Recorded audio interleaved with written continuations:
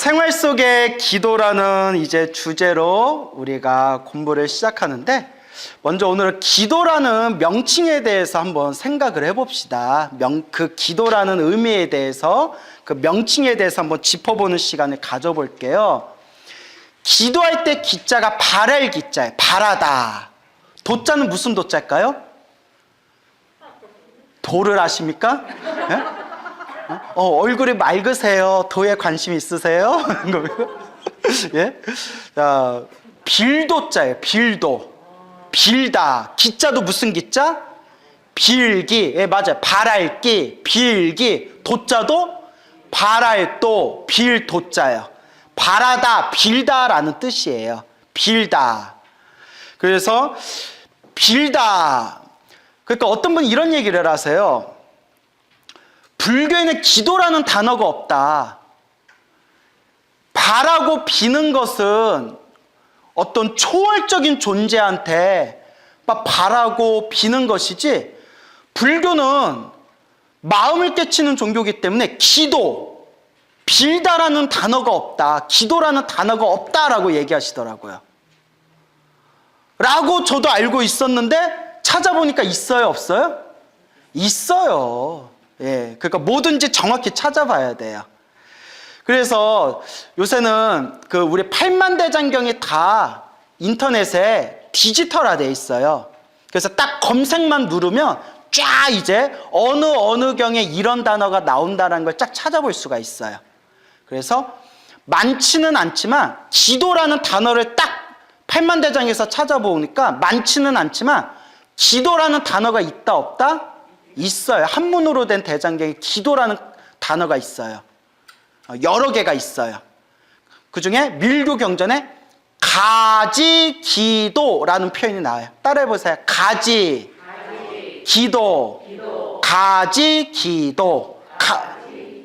가지가 뭘까요? 오늘은 가지무침이나 할까 저녁에? 뭐 이러시면 큰일 나요. 가피의 다른 말이에요. 가지랑 가피랑 같은 뜻이에요. 그러니까 절에 다닌 지 몇 년인데 이러시면 어떡해요. 예? 자, 그래요. 그래도 와준 것만도 고마워요. 예, 늘 와준 것만도 고마워요. 예, 피곤하면 뒤에서 좀 주무세요. 예. 이불은 없고. 자, 그래서 가지는 가피의 다른 말이에요. 가피. 불보살님에게 은혜 받는 걸 가피라고 하잖아요. 그러니까 가지 기도하면 가지. 가피를 받기를 모아옵니다. 빕니다. 바라옵니다. 그래서 가지기도라는 단어가 밀교경전에도 나와요. 한문으로 다 번역할 때 기도라는 단어를 썼어요. 그리고 기도라는 단어보다 더 많이 쓰인 표현이 있어요. 기청이란 표현이 있어요. 따라해보세요. 기청. 기도할 때 도자가 바랄도, 빌도자로 했죠? 기청할 때 청자도 빌청자예요. 청할 청, 바랄 청, 빌청이란 뜻이에요. 그러니까 같은 뜻이에요, 여러분. 그래서 기청이란 단어가 나와요. 빌기, 빌청. 그리고 또 기구라는 표현도 많이 나와요. 무슨 구? 기구. 구자도 구할 구, 바라다, 빌다라는 뜻이 있어요. 그러니까 기도라는 단어도 쓰였지만 기도라는 단어하고 똑같은 의미로 기청, 기구, 기념, 기원 등등의 표현이 8만대장경에 쫙 나와요. 그러니까 기도라는 단어는 원래 불교 한문대장경에 원래 있는 용어다, 없는 용어다? 있는 용어예요. 알겠죠? 그러니까 이제 우리가 뭔가를 얘기할 땐 정확하게 알아야 돼요. 그래서 기도, 어떤 학자분이 기도라는 단어는 불교에 없는 거다라고 하셨지만 요새같이 정보가 발달한 시대에 디지털로 된 8만대장경에서 딱 검색하면 기도라는 단어도 나오고 기도하고 똑같은 뜻인 기청, 기구, 기념, 기원 이런 표현들이 쫙 나와요. 그럼 여기서 중요한 게 있어요. 뭘 빈다는 걸까? 뭘 바라고 뭘 빈다는 걸까?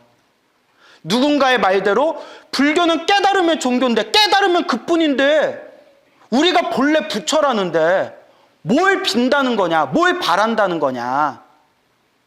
라고 했을 때 중생들 살아가는 인생이 너무 힘들어요. 그죠, 여러분? 정말 중생들 살아가는 인생이 힘들어요. 그냥 마음만 딱 깨쳐서 우리가 부처되면 정말 기도할 필요가 없어요. 하지만 여러분들 태어나서 늙고 병들어서 죽을 때까지 살아가는 동안에 얼마나 많은 일들이 일어나요. 사랑하는 사람 못 만나서 괴롭고, 미운 놈 자꾸 봐서 괴롭고, 얻고자 해도 얻을 수 없어서 괴롭고, 숱한 그런 어려움과 난간들 속에서 모든 중생을 제도하고자 서원을 세우신 불보살님께서 이 고통 속에 괴로움에 빠진 중생들을 보면 마음이 어떻게 하겠어요? 그렇죠. 그 짠하다는 표현이 바로 연민심이라고 합니다. 뭐라고 한다? 연민심. 애틋하게, 불쌍하게 바라는 마음. 그래서 자비라고 할 때, 스님, 자비가 뭡니까? 라고 할 때, 자비라고 할 때 자자가 사랑 자자고 비자가 슬플 비자예요. 왜 슬퍼요? 고통받는 중생을 보면 막 슬픈 거예요, 부처님이. 너무 슬프니까 저 고통받는 중생들을 구제하지 않으면, 저 괴로움에 빠진 중생들을 구해주지 않으면 당신들이 너무 힘든 거예요. 그래서 슬플 비자예요. 그래서 왜 부처님은 부처님이 되셨냐? 그걸 비라고 표현합니다. 티베트 불교에서는 비, 슬플 비. 모든 중생에 빠진 괴로움, 모든 중생들의 그 빠져있는 그 괴로움을 있는 그대로 꿰뚫어 보면서 중생을 향한 한없는 슬픔으로, 모든 중생을 저 괴로움에서 구제하고자 하는 마음으로 부처님은 부처님이 되신 것이다. 그래서 부처님의 뿌리를 연민심이라고 해요. 우리 한문식 표현으로는 자비심이라고 하죠. 자비심, 연민심. 모든 중생을 구제하고자 하는 그 간절한 마음.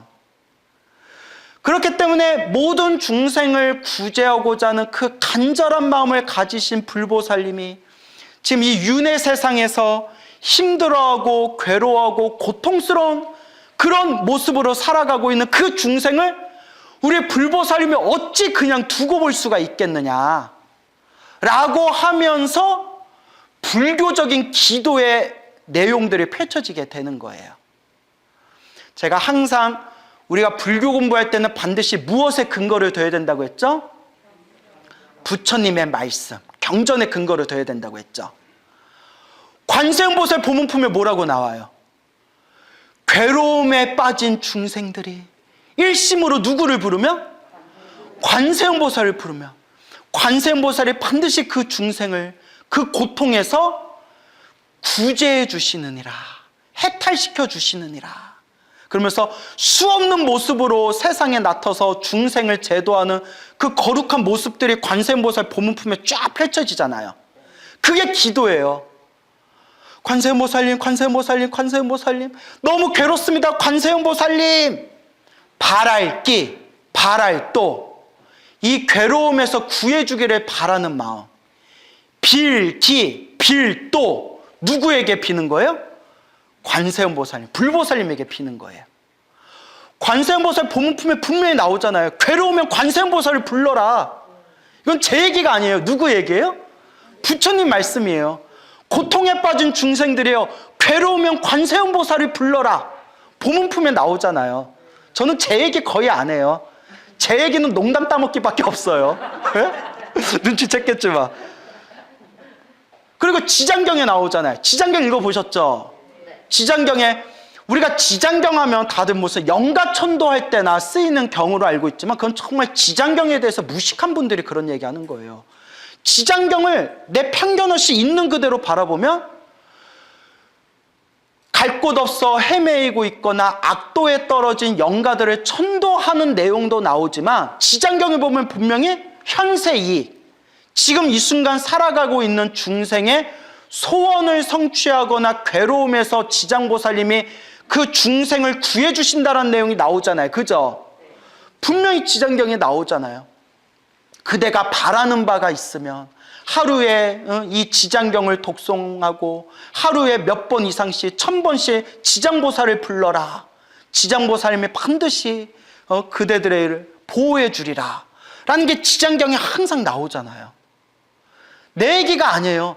힘들고 괴롭고 바라는 게 있으면 누구를 불러라? 지장보살을 불러라. 지장경에 나오잖아요. 약사경에 보면 뭐라고 나와요?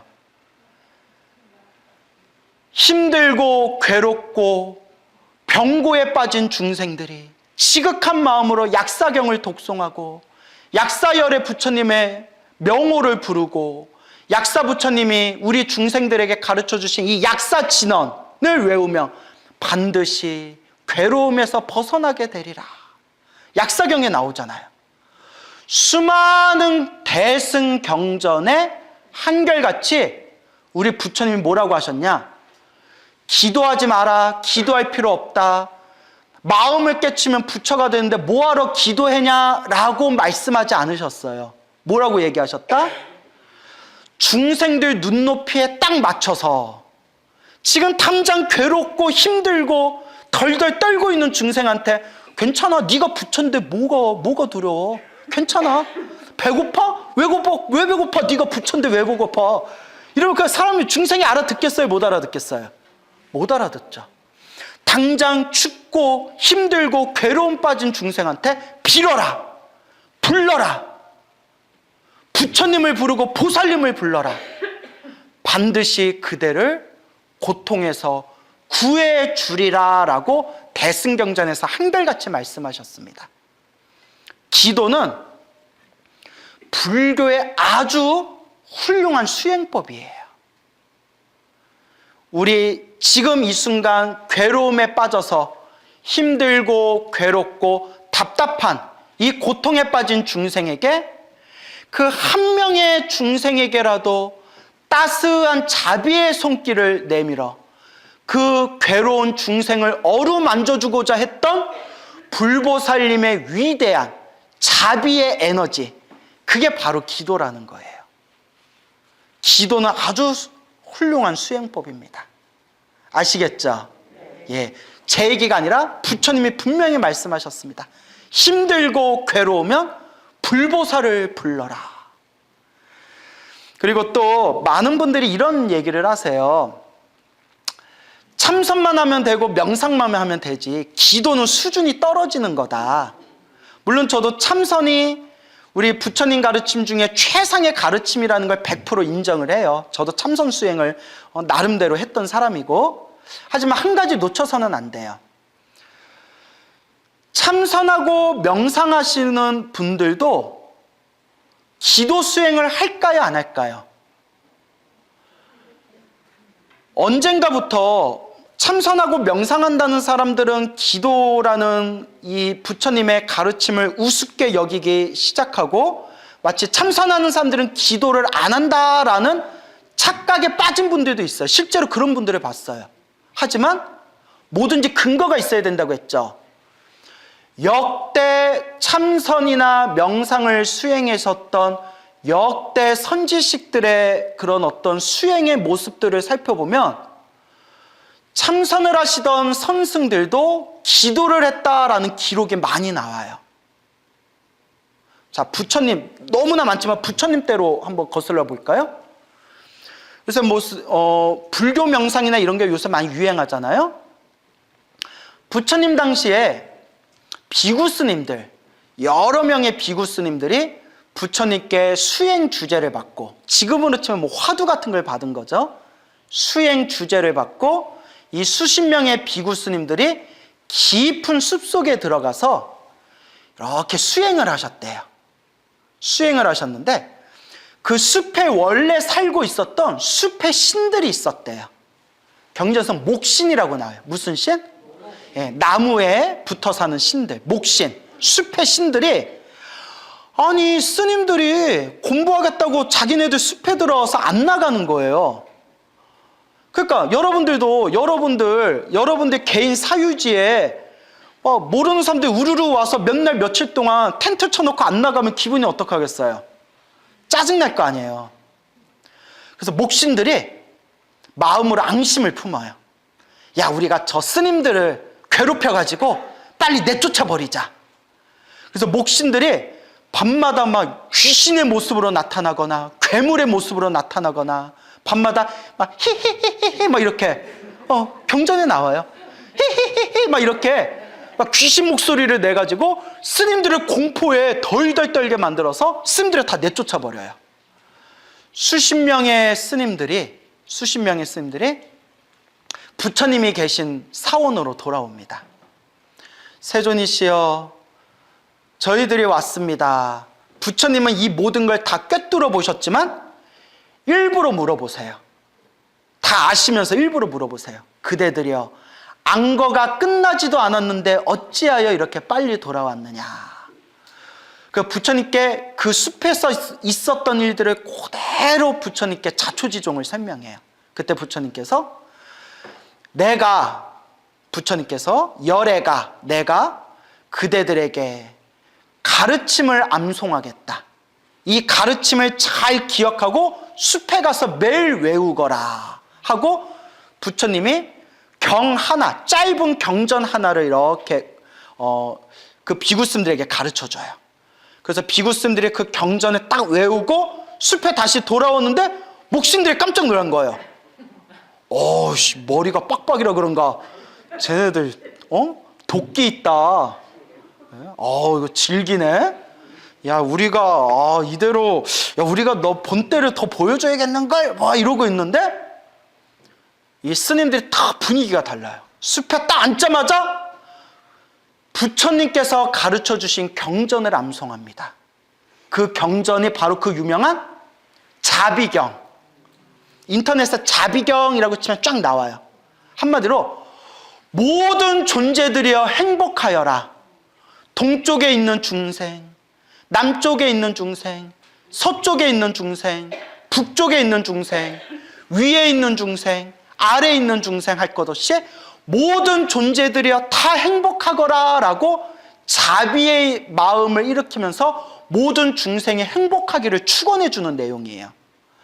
그 경전을 읽는 순간 그 숲이 진동을 일으키면서 목신들의 그 마음이 다 풀어지면서 이렇게 훌륭하신 스님들을 우리가 괴롭히려 했다니 하고 참회하면서 그 스님들이 오로지 수행에만 전념할 수 있도록 옆에서 그 목신들이 그 스님들을 안거가 끝날 때까지 지극정성으로 옆에서 시봉했다고 합니다. 이게 자비경의 유래예요. 그 후로 미얀마나 태국 같은 곳에서는 수행하다가 장애가 생길 때 혹은 신도들 집에 안 좋은 일이 생기거나 장애가 생겼을 때 반드시 읽어주는 대표적인 공덕경 중에 하나가 무슨 경이다? 자비경이에요. 이 경을 외우면 장애가 사라지고 나쁜 재앙이 사라지고 주변에 있는 영적인 존재들이 우리를 보호하게 됩니다. 이게 기도지 뭐예요? 그렇죠? 이게 기도잖아요. 부처님 때에도 이게 있었어요. 부처님 당시에도 명상하던 수행자들도 부처님께 직접 이 자비경이라는 이 가르침을 받고 수행을 하다 장애가 생길 때, 주변에 안 좋은 일이 생길 때 이 자비경을 독송하였다. 플러스 이와 관계되어 있는 살면서 장애가 생겼을 때 외우는 경전들이 부처님 초기 경전 때부터 내려오는 게 있어요. 그래서 무슨 길상경, 보석경, 사천왕들의 이름을 부르는 사천왕경, 이런 것들이 부처님 때부터 내려왔다라는 기록이 있어요. 또 우리가 흔히 참선하는 사람들은 기도할 필요가 없다 이렇게 착각하는 분들이 있잖아요. 천부당 만부당 아주 큰 오류를 범하고 있는 거예요. 선사들 중에서도 기도했다는 자료가 많다고 했죠. 근데 그 이야기가 너무 길어지니까 대표적인 얘기 하나만 해드리자면, 예전에 오래전 중국의 큰 총림, 큰 사찰을 총림이라고 불러요. 큰 총림 사찰에 스님들이 수행을 하고 있었는데 그 스님들이 살고 있는 절에 전염병이 돌아요. 촥 전염병이 도니까 스님들이 픽픽 쓰러져서 일어나질 못하는 거예요. 백방으로 약을 써도 일어나질 못하니까 그때 그나마 몸이 조금 건강했던 스님들이 이거는 약으로 고칠 수 있는 병이 아닌가 보다. 이거는 전생의 업보로 인해서 생긴 업병인가 보다. 오로지 부처님께 기도를 해서 가피를 받아야 된다 해서 지극정성으로 관세음보살을 연부를 했대요. 관세음보살 지극정성 연부를 하는데 호련히 비몽사몽에 누가 나오셨다? 광우스님? 그럴 리는 없겠죠? 관세음보살님이 나타나셔서 딱 이렇게 얘기하시는 거예요. 그대들이 겪고 있는 이 역병은 과거 전생에 지었던 악업, 나쁜 업보 때문에 생긴 병이다. 이 병을 소멸하려면 능엄주밖에 없다. 대중들은 지극정성 능엄주를 일심으로 독송해라 라고 비몽사몽의 관세음보살님이 다 얘기하고 사라지시는 거예요. 아니, 우리 같으면 관세음보살 나타나신 김에 좀 더 이렇게 뿅 하고 이렇게 좀 치료해 주시면 되는데, 역시 인생은 공짜가 있어요, 없어요? 없어요. 능엄주를 외워라. 그 관세음보살 현몽을 하고 난 뒤에 그 대중들이 사찰에서 지극정성으로 능엄주를 독송하니 얼마 지나지 않아서 그 절에 있던 역병들이 사라지고 쓰러졌던 대중스님들이 건강을 회복하였다 라는 그 설화 때문에 중국 불교에서는 새벽마다 능엄주를 외우는 게 정식 일과가 됐대요. 정식 일과가 됐고, 나중에는 선종 사찰에서도, 나중에는 참선을 하는 선종 사찰에서도 새벽에는 능엄주를 외우고 저녁에는 예불대 참회문, 108참회문을 외웠대요. 그 옛날 자료를 보시고 성철 스님께서 그때부터 사람들에게 능엄주를 시키고 108배를 시켰던 거예요. 그래서 우리나라를 대표하는 최고의 선승이 바로 성철 스님이시지만, 성철 스님도 제자들에게, 신도들에게 항상 기도해라 기도해라 하면서 아비라 기도를 스스로 만드셨어요. 아비라 기도라고 아시나요? 엄청 빡센 기도 있어요. 엄청나게 뻑세요. 그래서 능엄주 외우고 옴 아비라 훔칸 스바하 법신진언 외우고, 그 다음에 이제 108참회문, 이렇게 예불대 참회문 외우면서 108참회 하는 걸 하루에 6번을 하는 거예요. 근데 장괴합장이라고 해서 무릎을 세운 상태에서 허리를 세워가지고 합장해서 주문을 외우는데 5분만 해도 뼈마디가 달달달달달 떨려요. 그걸 30분을 해야 돼요. 해본 분 없나요? 해본 사람 없어요? 와준 것만도 고마워요. 아유, 그래요? 기도가 아비라 기도만 있나요? 근데 우리나라 최고의 선사였다는 성철 스님도 스스로 아비라 기도라는 걸 만들고 스님들에게도 능엄주를 항상 시키셨어요. 그리고 우리가 공부할 생활 속의 기도법이라는 책의 뒷부분에 나오는 내용이지만, 중간 부분에 나오는 내용이지만, 그 몇십 년 전에 금오라는 스님이 계셨어요. 금오라는 큰 스님이 계셨는데, 이 스님도 오로지 참선만 할 뿐이지 평소에 기도를 무시하셨대요. 기도 같은 건 수준 낮은 사람들이나 하는 거야. 머리 깎고 추를 가면 오직 할 것은 참선밖에 없다라는 참선주의자셨는데, 뭐든지 경계에 부딪혀 봐야 돼요. 자기가 쓴맛 단맛을 한번 봐야 돼요.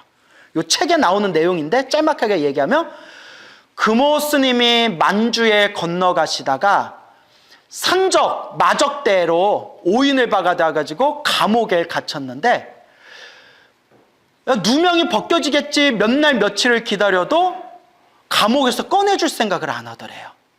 그러다가 나중에 들은 소식이 외교적인 문제도 있고 이것저것 엮여있기 때문에 그냥 감옥에 갇힌 김에 그냥 그걸로 그냥 끝내려고 한다라는 얘기를 들은 거예요.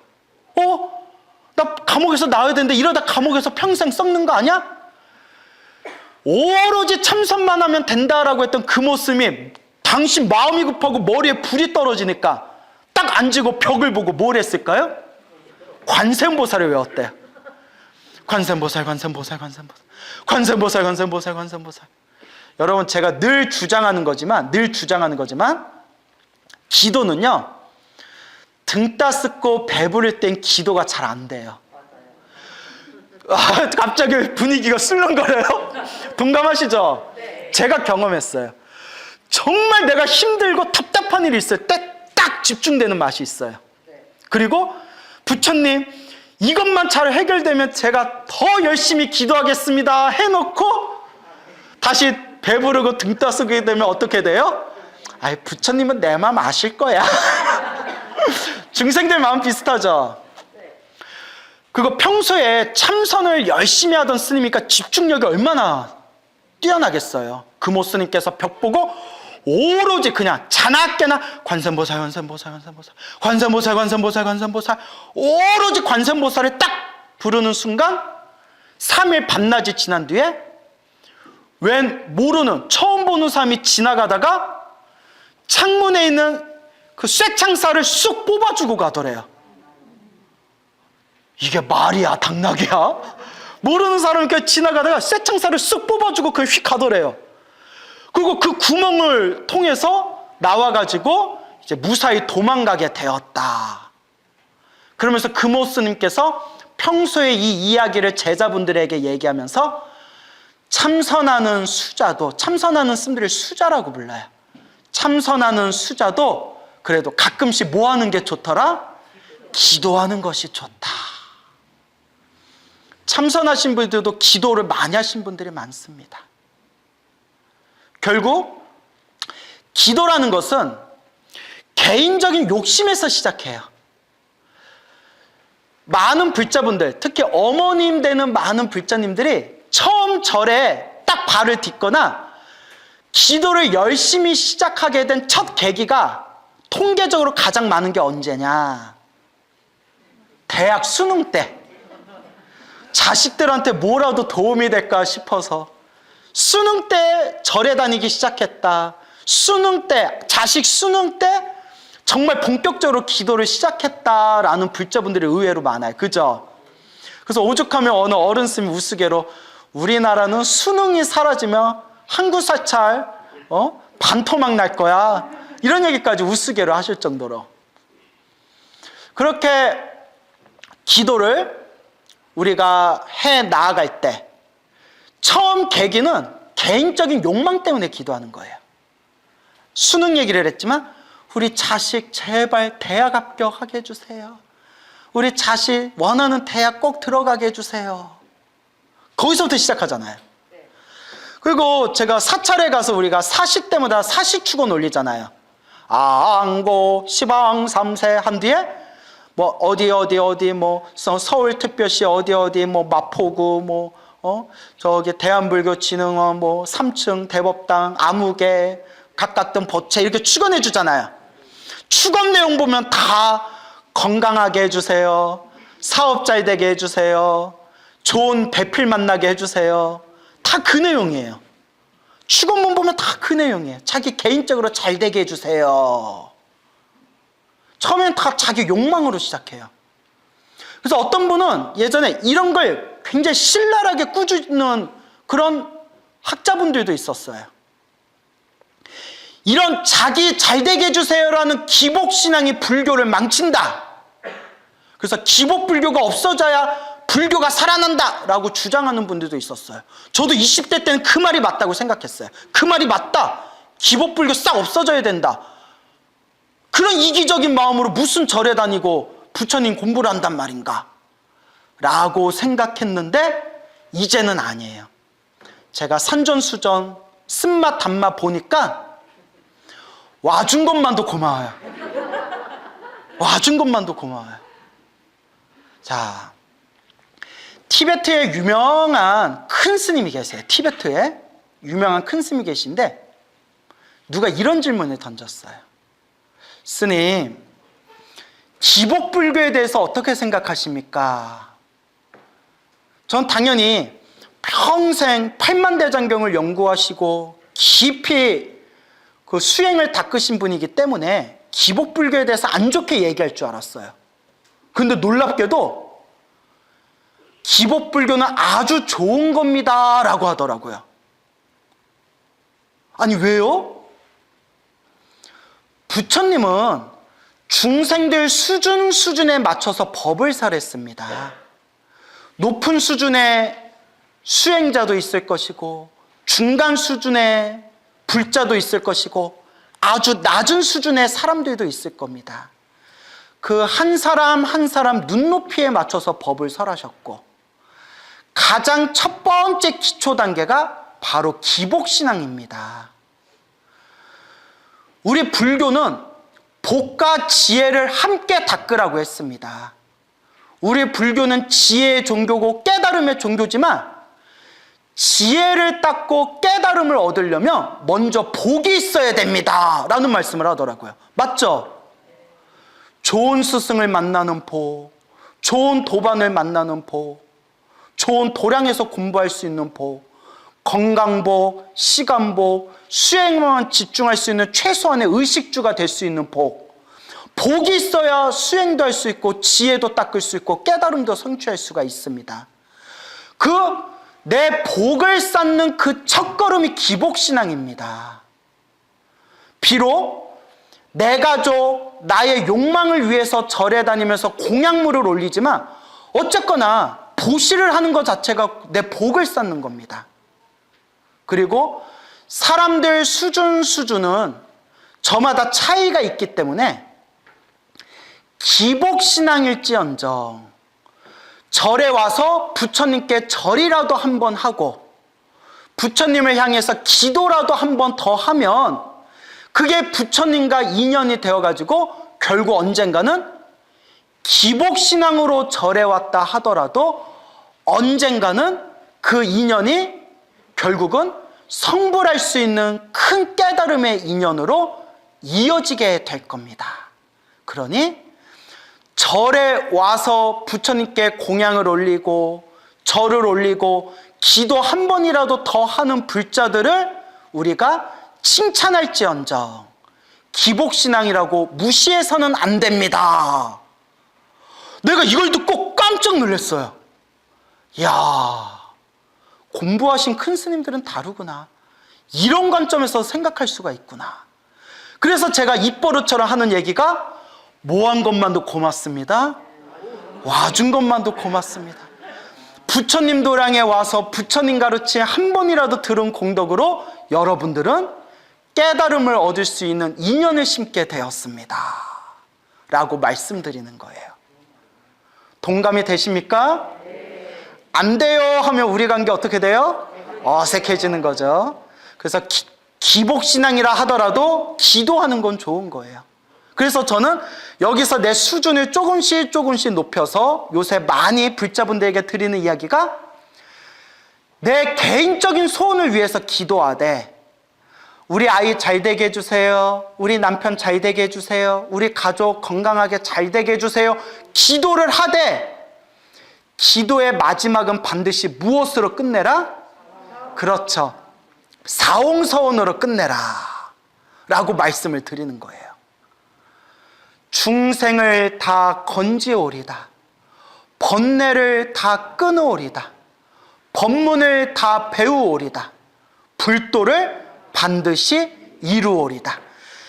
내 개인적인 욕망을 위해서 기도해도 좋으니까 기도 마지막은 반드시 무엇으로 마무리해라? 사홍서원으로 마무리하십시오. 그렇게 내 수준을 점점 높여나가는 거예요. 그래서 어느 불자님한테 굉장히 감동적인 기분 좋은 편지를 받았어요. 어느 거사님이셨는데 짧게 요약하면 이런 내용이에요. 너무 살아가는 게 힘들고 답답하고 궁해가지고 혹시나 해서 이 종교 저 종교 기웃기웃 거리다가 불교를 만났대요. 그리고 매일매일 기도를 했대요. 부처님 돈 많이 벌게 해주세요. 부처님 제발 저 대박나게 해주세요.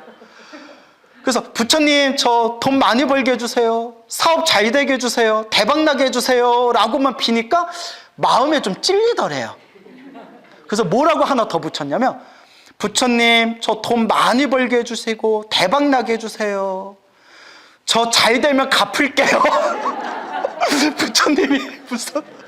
부처님이 예? 예.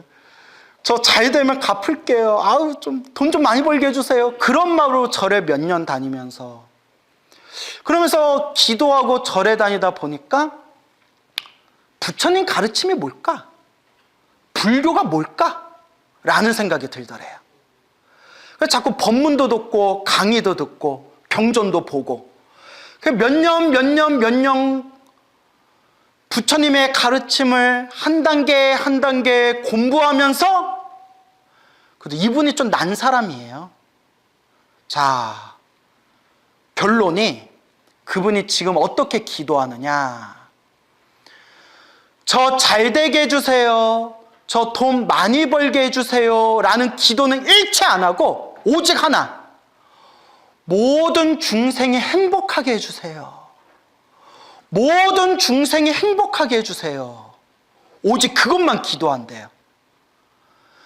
당신 마음도 이렇게 변할 줄 몰랐대요.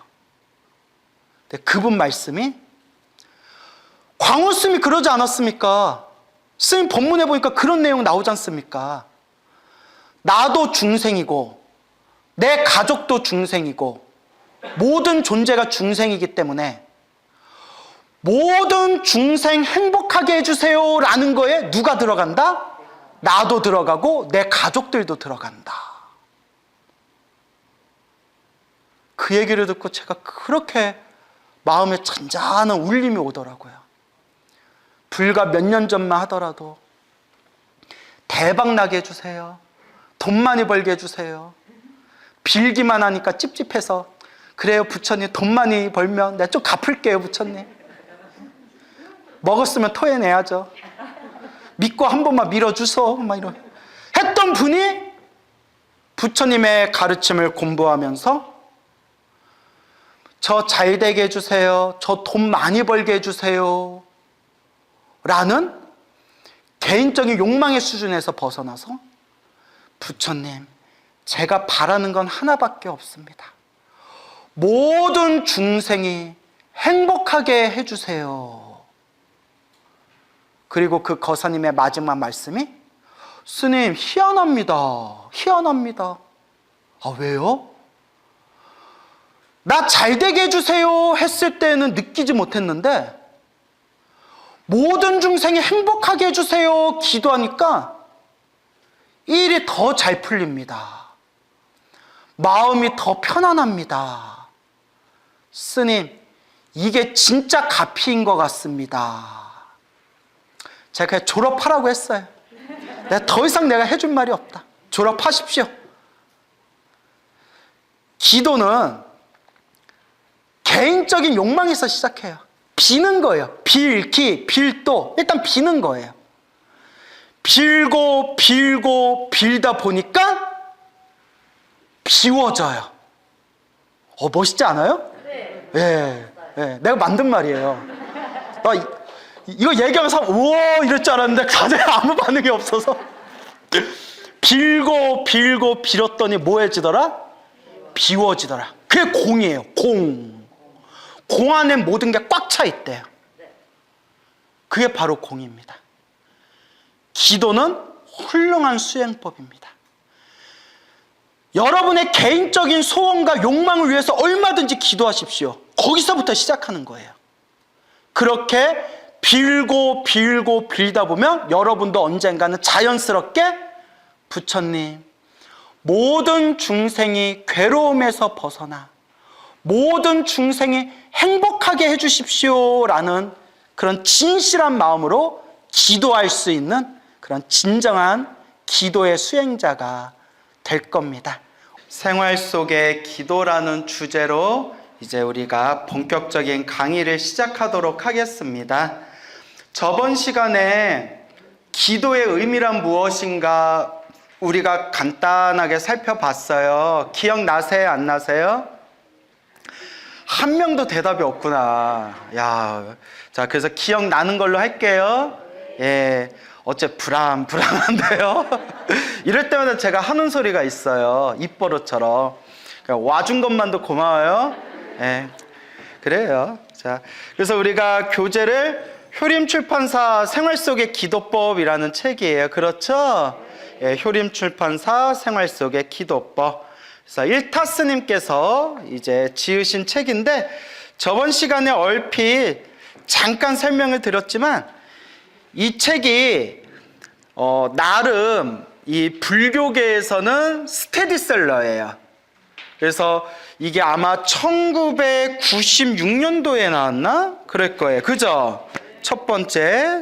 제 첫 번째 초세가 1996년에 나온 걸로 알고 있는데, 그래서 저도 이 책을 본 게 20년 전, 거의 25년 전에 이 책을 봤어요. 그래서 웬만한 불자들, 절에 오래 다닌 불자들이라면 집안 책장에 아마 한 권 정도는 꽂혀 있다는 그런 불교계 스테디셀러고, 그리고 이게 정말 왕초보를 위한, 왕초보 불자들을 위한 기도법에 관한 책이에요. 어려운 내용이 하나도 없고 그냥 쉽고 그리고 가장 중요한 핵심되는 내용만 담고 있기 때문에 일단 이 책이 딱 보면 얇아요. 그죠? 여러분 책 두꺼우면 좋아요, 싫어요? 예, 좋아요? 싫죠? 그리고 이제 이게 얇으면서도 중요한 내용은 많이 담고 있어요. 그래서 이 책을 함께 읽어볼 텐데, 이 책을 쓰신 일타스님이 현재 우리 한국 불교의 한 획을 그으신 큰 스님이세요. 일타스님 다 들어보셨죠? 예, 일타스님이라는 큰 스님이 계셨는데 해인사 지조감에 오랫동안 계셨죠. 근데 무엇보다 일타스님을 유명하게 한 또 아주 그런 많은 불자분들에게 감동을 준 이야기가 있죠.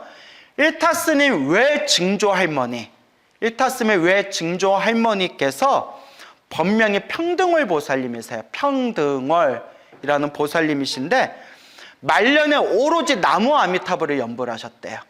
오직 그냥 자나깨나 오로지 나무 아미타불을 연부를 하셨는데 이 세상을 떠나시고 장례식을 치르는데 7일장을 했대요. 7일장. 7일장을 하는데 7일 동안 한밤중에도 멀리서 보면 불이 난 것처럼 환하게 방광을 하셨대요. 그 유명한 얘기 들으셨죠?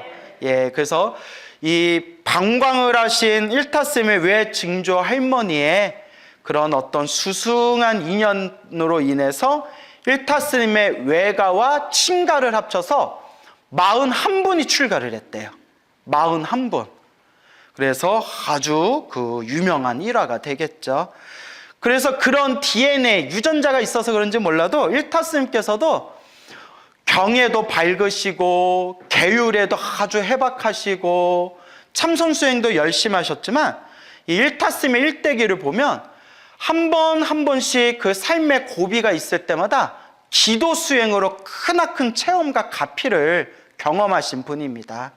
그래서 일타스님이 당신께서 젊은 시절부터 간절하고 정성스럽게 기도를 하셔가지고 그 크나큰 가피, 그 체험, 그 힘을 얻으신 그런 당신만의 내공이 있기 때문에 일타스님께서 기도에 대해서 설법하신 내용을 보면 참 진실하다, 진정성이 있다, 굉장히 마음에 와닿는다라는 것을 우리가 이렇게 미루어 짐작할 수가 있습니다. 그래서 생활 속의 기도법 일타스님의 이 소중한 법문이 담겨져 있는 요 교재를 보면서 아, 기도란 이런 것이구나, 기도의 세계는 이런 것이구나, 우리 불자가 어떤 마음으로 기도해야 되겠구나, 이것을 찬찬히 살펴보는 시간을 가져볼게요. 재밌겠죠?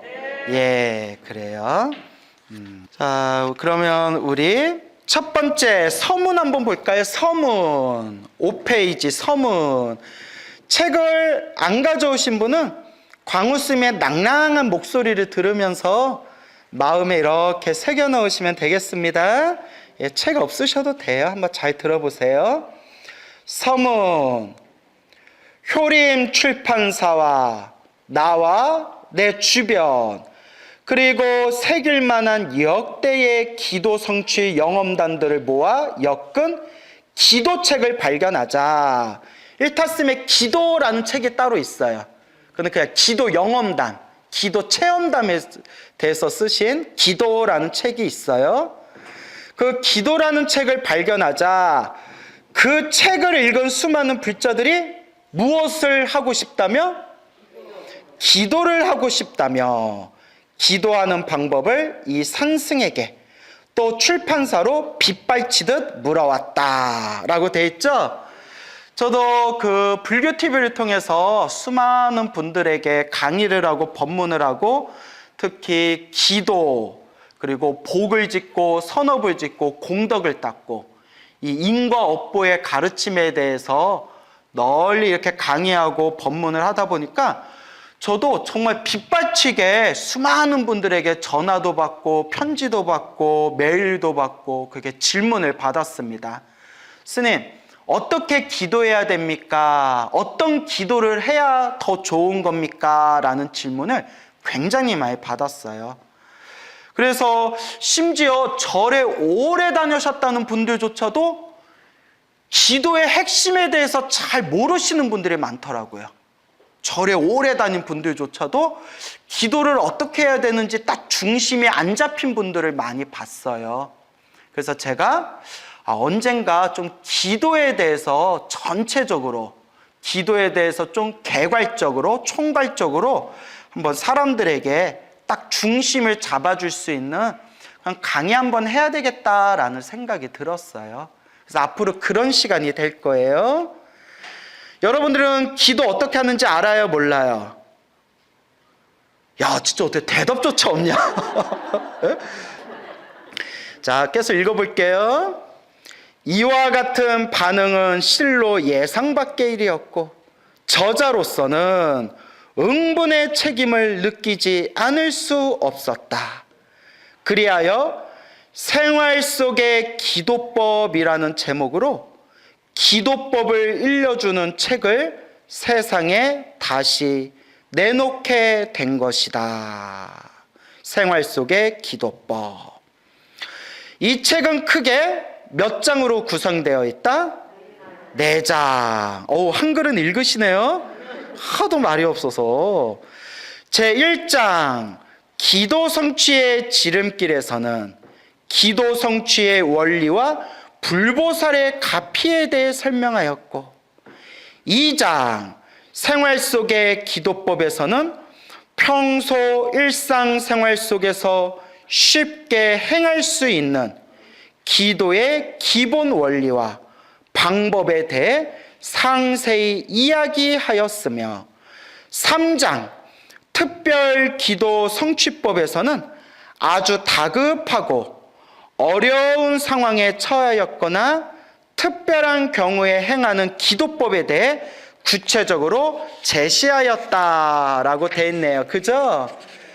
그리고 4장 영가천도 기도법에서는 죽은 이를 보다 좋은 세계로 나아갈 수 있도록 인도하는 영가천도의 묘법과 천도하는 이의 마음가짐 등에 대해 깊이 있게 제시하였다.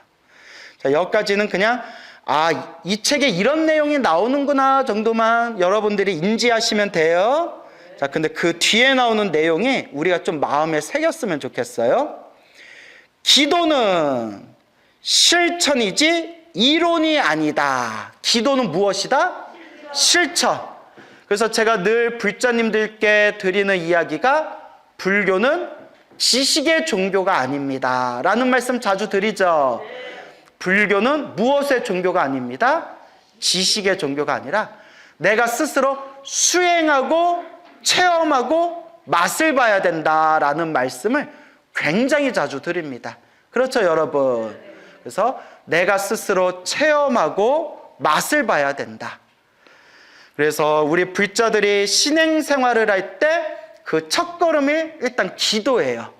기도를 하고 그리고 복을 짓고 선업을 짓고 그렇게 내 마음을 닦아나가는 거. 일단 첫걸음은 기도에서 시작되는 거죠. 그래서 기도란 어떤 의미가 있느냐 저번 시간에 제가 설명을 다 드렸어요. 예, 나중에 또 우리 헬로부다 TV로 유튜브로 올라가니까 꼭 여러분들 보시고 기도란 또 이런 의미를 담고 있구나 여러분들이 잘 이해해 두셨으면 좋겠습니다. 기도는 실천이지 이론이 아니다. 하지만 법에 맞지 않는 기도는 올바른 결실을 이루어낼 수가 없다. 따라서 기도 방법을 제대로 아는 것은 일단 제대로 알아야 돼요. 그래서 우리가 경전 공부하는 거예요. 불교는 지식의 종교가 아닙니다. 불교는 수행의 종교, 체험의 종교입니다 라고 말씀드렸죠. 근데 그냥 수행만 하고 체험만 해서는 안 돼요. 교과서가 있어야 돼요. 지도와 나침반이 있어야 돼요. 그러니까 불교는 지식의 종교가 아니지만 올바로 알아야 돼요. 올바로 알아야 올바른 길을 갈 수가 있다. 올바로 알 수 있는 교과서, 지도와 나침반이 바로 무엇이다? 그렇죠. 경전. 부처님의 말씀, 경전이다. 그래서 제가 불자님들한테 늘 드리는 이야기가 우리가 부처님의 가르침을 닦을 때 반드시 경전, 부처님의 말씀으로 근거를 삼아야 된다라는 그런 이야기를 자주자주 드렸습니다. 그러니까 여러분, 스님의 말도 100% 믿으면 안 돼요. 알겠죠? 스님도 아직 깨달음을 얻기 위해서 닦고 있는 과정에 있는 수행자들이에요. 스님들도 실수할 때가 있습니다. 스님들도 완벽하지가 않아요, 아직은. 그냥 닦고 있는 과정에 있는 수행자들이에요. 그렇기 때문에 스님의 말씀도 중요하지만 스님의 말씀보다 우리가 더 의지하고 더 근거로 삼아야 되는 것은 누구의 말씀이다? 부처님의 말씀. 경전에 근거를 두고 경전을 의지해야 된다라고 꼭 말씀드리고 싶습니다. 알겠죠? 뭐 저도 잘난 건 아니지만, 절대 저도 잘난 건 아니지만 가끔 부처님 법에 대해서 이런저런 말씀하시는 분들 그런 이야기에 귀 기울이다 보면 전혀 경전에 근거를 두지 않거나 그냥 자기 얘기를 마치 부처님 가르침인 것 마냥 포장하거나 왜곡해서 설명하는 분들, 그런 이야기를 제가 여러 번 들었어요. 물론 제가 잘난 건 아니지만 적어도 우리가 무언가 법에 대해서 얘기할 때, 부처님 가르침에 대해서 얘기할 때 경전에 근거가 있어야 되잖아요. 그죠?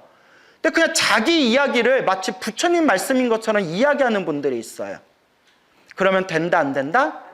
예, 반드시 부처님의 말씀, 경전에 근거를 둬야 됩니다. 그래서 우리가 경전 공부를 해야 되는 거예요. 알겠죠? 예. 그래서 법에 맞지 않는 기도는 올바른 결실을 이루어낼 수가 없다. 우리가 옛날 고대에서부터 막 복을 받고 싶어서, 복을 얻고 싶어서 하늘의 제사를 지내는, 하늘의 제사 지내고 하늘에 기도 드리는 의식, 문화가 고대에서부터 발달이 되어 왔어요. 그렇죠, 여러분? 고대에서, 고대 사회에서 하늘에 제사 지내고 기도 지낼 때 살아있는 짐승, 살아있는 생명을 죽여서 제사 지내는 문화가 있었어요. 그죠? 자기는 복을 짓기 위해서 살아있는 생명을 죽여서 하늘에 제사를 지내고 복을 기원했지만 올바른 방법이에요? 아니에요? 아니죠. 그래서 부처님 경전에도 살아있는 생명을 죽여서 제사를 지내고 복을 구하는 것은 절대 복을 얻을 수가 없다. 오히려 다음 생, 다다음 생, 이 살생의 업보로 끔찍한 그런 인과 업보를 얻게 될 것이다 라는 말씀이 나와요. 기도하려면 올바로 기도해야 돼요. 그래서 올바로 기도하는 그 방법이 어디에 있는가? 첫째는 부처님의 경전, 둘째는 부처님의 경전을 의지하면서 기도를 많이 하셨던 그 큰 스님들의 법문을 통해서 우리가 이런 식으로 기도하면 적어도 엇나가지는 않겠구나, 이런 식으로 기도하는 게 불교에서 말하는 올바른 기도법이구나 라는 것을 우리가 하나하나 공부해 나아가게 되는 겁니다. 그래서 일타 스님 같은 분도 경전 공부도 아주 해박하게 많이 하셨고, 계율도 아주 밝으셨고, 무엇보다 스스로 기도 수행을 많이 하시고 기도 체험을 생생하게 맛을 보신 분이기 때문에 일타 스님께서 법문하신 기도에 대한 그런 내용들을 보면 상당히 마음에 얻어갈 게 많습니다. 그러니까 여러분들도 마음을 잘 집중해서 그렇게 배워나가시기 바랍니다. 이 한 권의 책을 내면서 산승은, 산에 사는 스님이다 해서 산승이라고 하죠. 간곡히 당부드린다. 기도를 할 일이 있으면 법에 맞게 기도를 하고, 천도를 할 일이 있으면 법에 맞게 천도할 것을. 그렇게 할 때 이 세상은 맑아지고 밝아지며 이 땅은 부처님 땅으로 바뀌어 간다. 법다운 기도, 법다운 천도야말로 우리와 영가 모두를 피안의 세계로 나아갈 수 있게 하는 원동력이 되기 때문이다. 이를 깊이 명심하고 기도를 해봐라. 일단 해봐라. 틀림없이 기도 성취가 스스로 찾아들게 된다. 부디 모든 불자들이 간절한 기도, 법에 맞는 기도를 행하여 소원을 성취하기를 이 산승은 축원에 마지 않는다. 자, 그러면 이제 우리 일타스님께서 이 책을 저술하시면서 이 책을 저술하게 된 당신의 본래 의미, 의도에 대해서 우리가 서문을 통해 가지고 한번 살펴봤습니다. 한마디로 기도해야 된다. 근데 기도는 그냥 하는 게 아니다. 어떻게 해야 된다? 꾸준히. 법에 맞게. 예, 맞아요. 내가 이걸 어떻게 해야 되나 고민하고 있는데, 예, 맞추셨네요. 예, 법에 맞게. 그렇죠? 예, 올바로 해야 된다. 법에 맞게 해야 된다. 올바로 해야 된다. 자, 그래서 7페이지로 한번 넘어가 봅시다. 기도 성취의 지름길이라고 돼 있죠?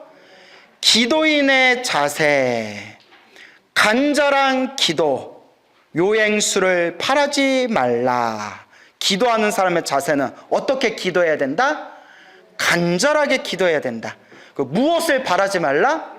요행수를 바라지 말라. 그러니까 이게 스님, 어떤 기도를 해야 효과를 빨리 보나요?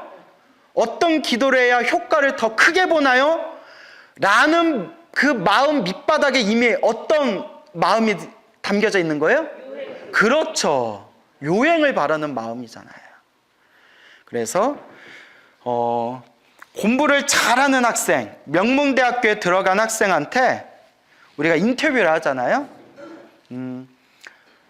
공부를 잘하는 비결이 뭡니까? 하면 항상 걔네들이 항상 뻔뻔할 정도로 한결같이 하는 이야기가 뭐예요? 그렇죠. 어떻게 다 아시네? 교과서 위주로 공부했어요. 왕도가 없어요. 그렇죠. 그리고 저기 명문대학교에 들어간 학생들이 자기가 공부했던 이야기에 대해서 이렇게 썰을 푸는 그런 동영상을 몇 개 본 적이 있는데, 그 친구들의 또 한결같이 하는 얘기가 엉덩이가 무거워야 된다. 일단 앉아서 억지로라도 문제 하나라도 더 풀고 암기라도 하나 더 하고 책이라도 한 줄 더 봐야 된다는 거예요. 뭐가 무거워야 된다? 예, 일단 엉덩이가 무거워야 된다 라는 그런 이야기를 본 적이 있습니다. 그러니까 요행을 바라서는 안 돼요. 그렇죠? 삼종가피, 세 가지 종류의 가피가 있다. 현증가피, 몽중가피, 명운가피. 나중에 또 배우시게 될 거예요. 자, 넘어가서 생활 속의 기도법, 잠자기 전에 기도를, 일타스님은 잠자기 전에 하는 기도를 굉장히 중요하게 보셨어요. 왜냐하면 우리가 잠을 잘 때 잠재의식, 무의식에 빠져든다는 거예요. 그 잠재의식, 무의식 속에 빠져들기 전에, 그 잠자기 전에 하루를 정리하면서 하는 그 기도, 정신을 집중해서 하는 그 기도가 참 중요하다. 일타스님은 그렇게 보셨어요. 그래서 임종정가, 임종, 죽기 전가, 잠들기 직전이 중요하다. 수험생과의 대화, 가족과 중생을 위한 기도. 108배 기도. 왜 절을 하라고 하는가? 108번뇌와 108배. 아침에는 108배, 자기 전엔 염불이라고 나오죠? 특별기도 성취법. 속성 가피를 이루려면, 가피를 빨리 이루려면 절하는 사람과 절받는 부처님, 사력 10증배, 사력 10증배, 사력, 죽을 힘을 다하면 몇 배 강해진다? 10배 강해진다는 거예요. 죽을 힘을 다해서 기도해봐라.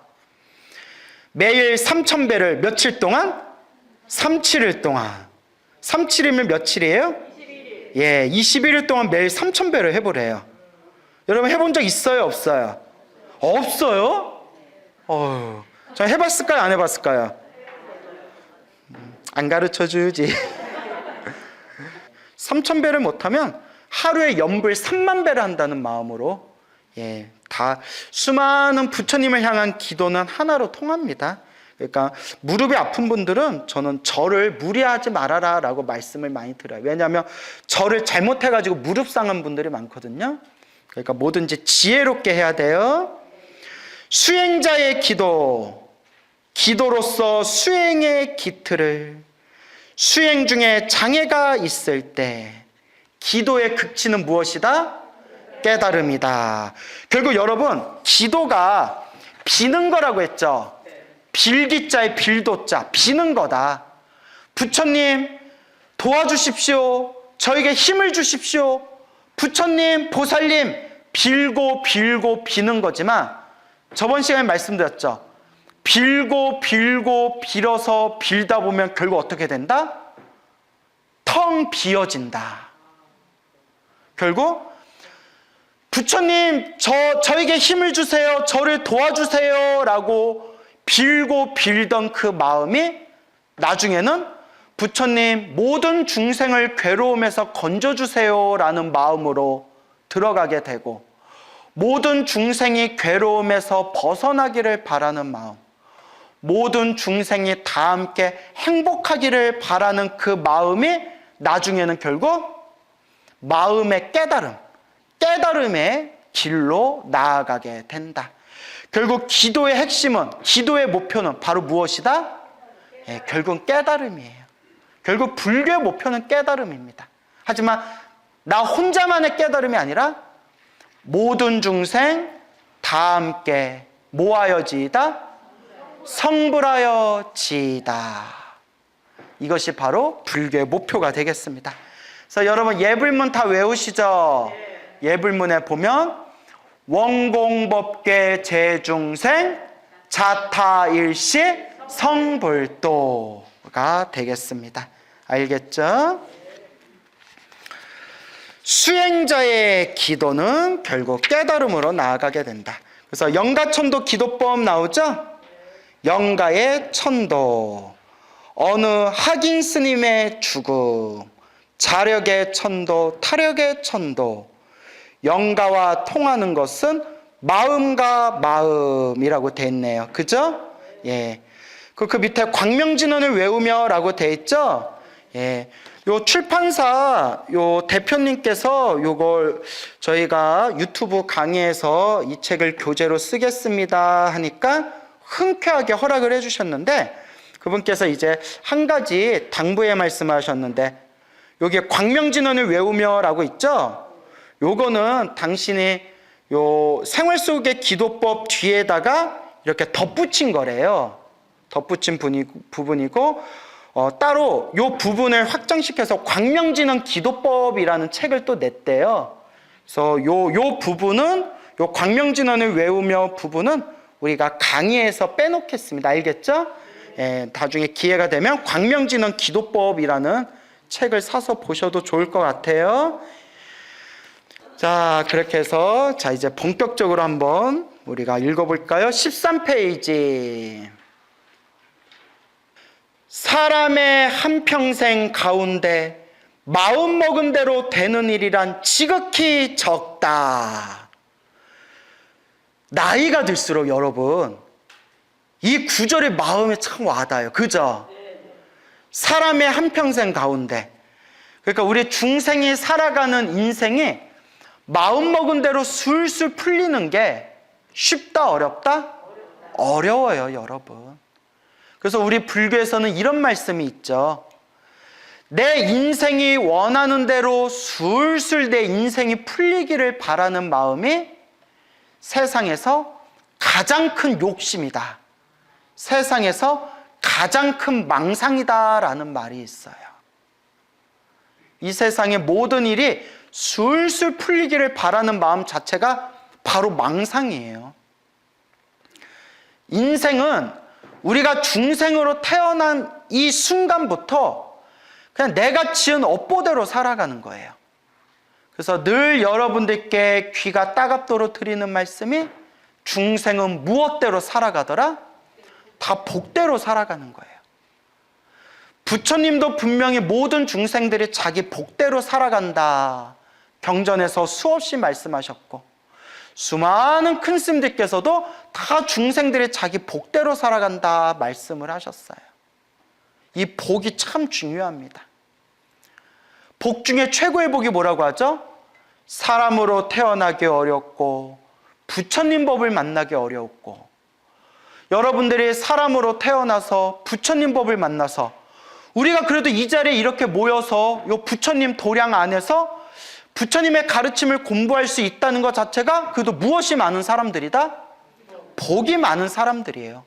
복이 많은 사람들이지만 우리가 시작 없는 옛날부터 지었던 서로 저마다 각자 자신의 업보가 있기 때문에 다 중생 결국 내 업보대로, 은혜는 은혜대로 받고 왼수는 왼수대로 갚으면서 그렇게 서로 뒤섞이면서 살아가는 게 인생이에요. 그래서 부처님이 일체계고라고 말씀하셨어요. 뭐라고요? 일체계고. 일체는 모든 것이란 뜻이에요. 모든 것, 모든 현상은, 모든 것은. 계고, 계곡이? 이러면 큰일 나요. 개자가 무슨 개자? 모두개. 고자는 괴로울 고. 일체, 모든 것이 개, 모두다. 무엇이다? 괴로움이라고 했어요. 태어나면 늙고, 늙으면 병들고. 여러분들 아무리 오래 살고 싶어도 결국은 어떻게 해야 돼요? 죽어야 돼요. 태어나고 늙고 병들고 죽을 수밖에 없고, 그 속에서 내가 지은 업보 따라서 또 몸을 받고 또 몸을 받으면서 자기가 지었던 업보대로 살아가는 것, 이게 바로 윤회 세상이에요. 그래서 이 윤회 세상을 부처님께서 신통력으로 완벽하게 꿰뚫어 보신 뒤에 6가지로 구분을 하셨어요. 몇 가지? 6가지. 그래서 육도 윤회라고 하죠. 지옥, 악귀, 축생. 악귀는 배고픔에 굶주린 귀신들이에요. 그래서 우리가 막 밥을 막 허겁지겁 먹는 사람한테 악귀가 걸렸나? 왜 그래? 뭐 이런 표현 쓰잖아요. 지옥, 악귀, 축생. 이걸 사막도라고 해요. 무슨 도? 3가지의 악한 세상이라는 거예요. 3가지의 악한 세상, 사막도. 그 다음에 그 위에 싸움의 신들인 아슈라, 그리고 우리 같은 인간, 그리고 인간 세계 위에 또 무슨 세상이 있죠? 천상, 하늘 세계. 또 불교에서는 하늘 세계가 28개가 있다고 해서 28천이라고 부르죠. 28천. 그래서 새벽에 사찰에서 범종을 28번을 울린다고 하잖아요. 28천. 하늘 꼭대기까지 종소리, 범종소리가 널리 울려라 라는 의미가 담겨져 있다고 하잖아요. 책에 보면.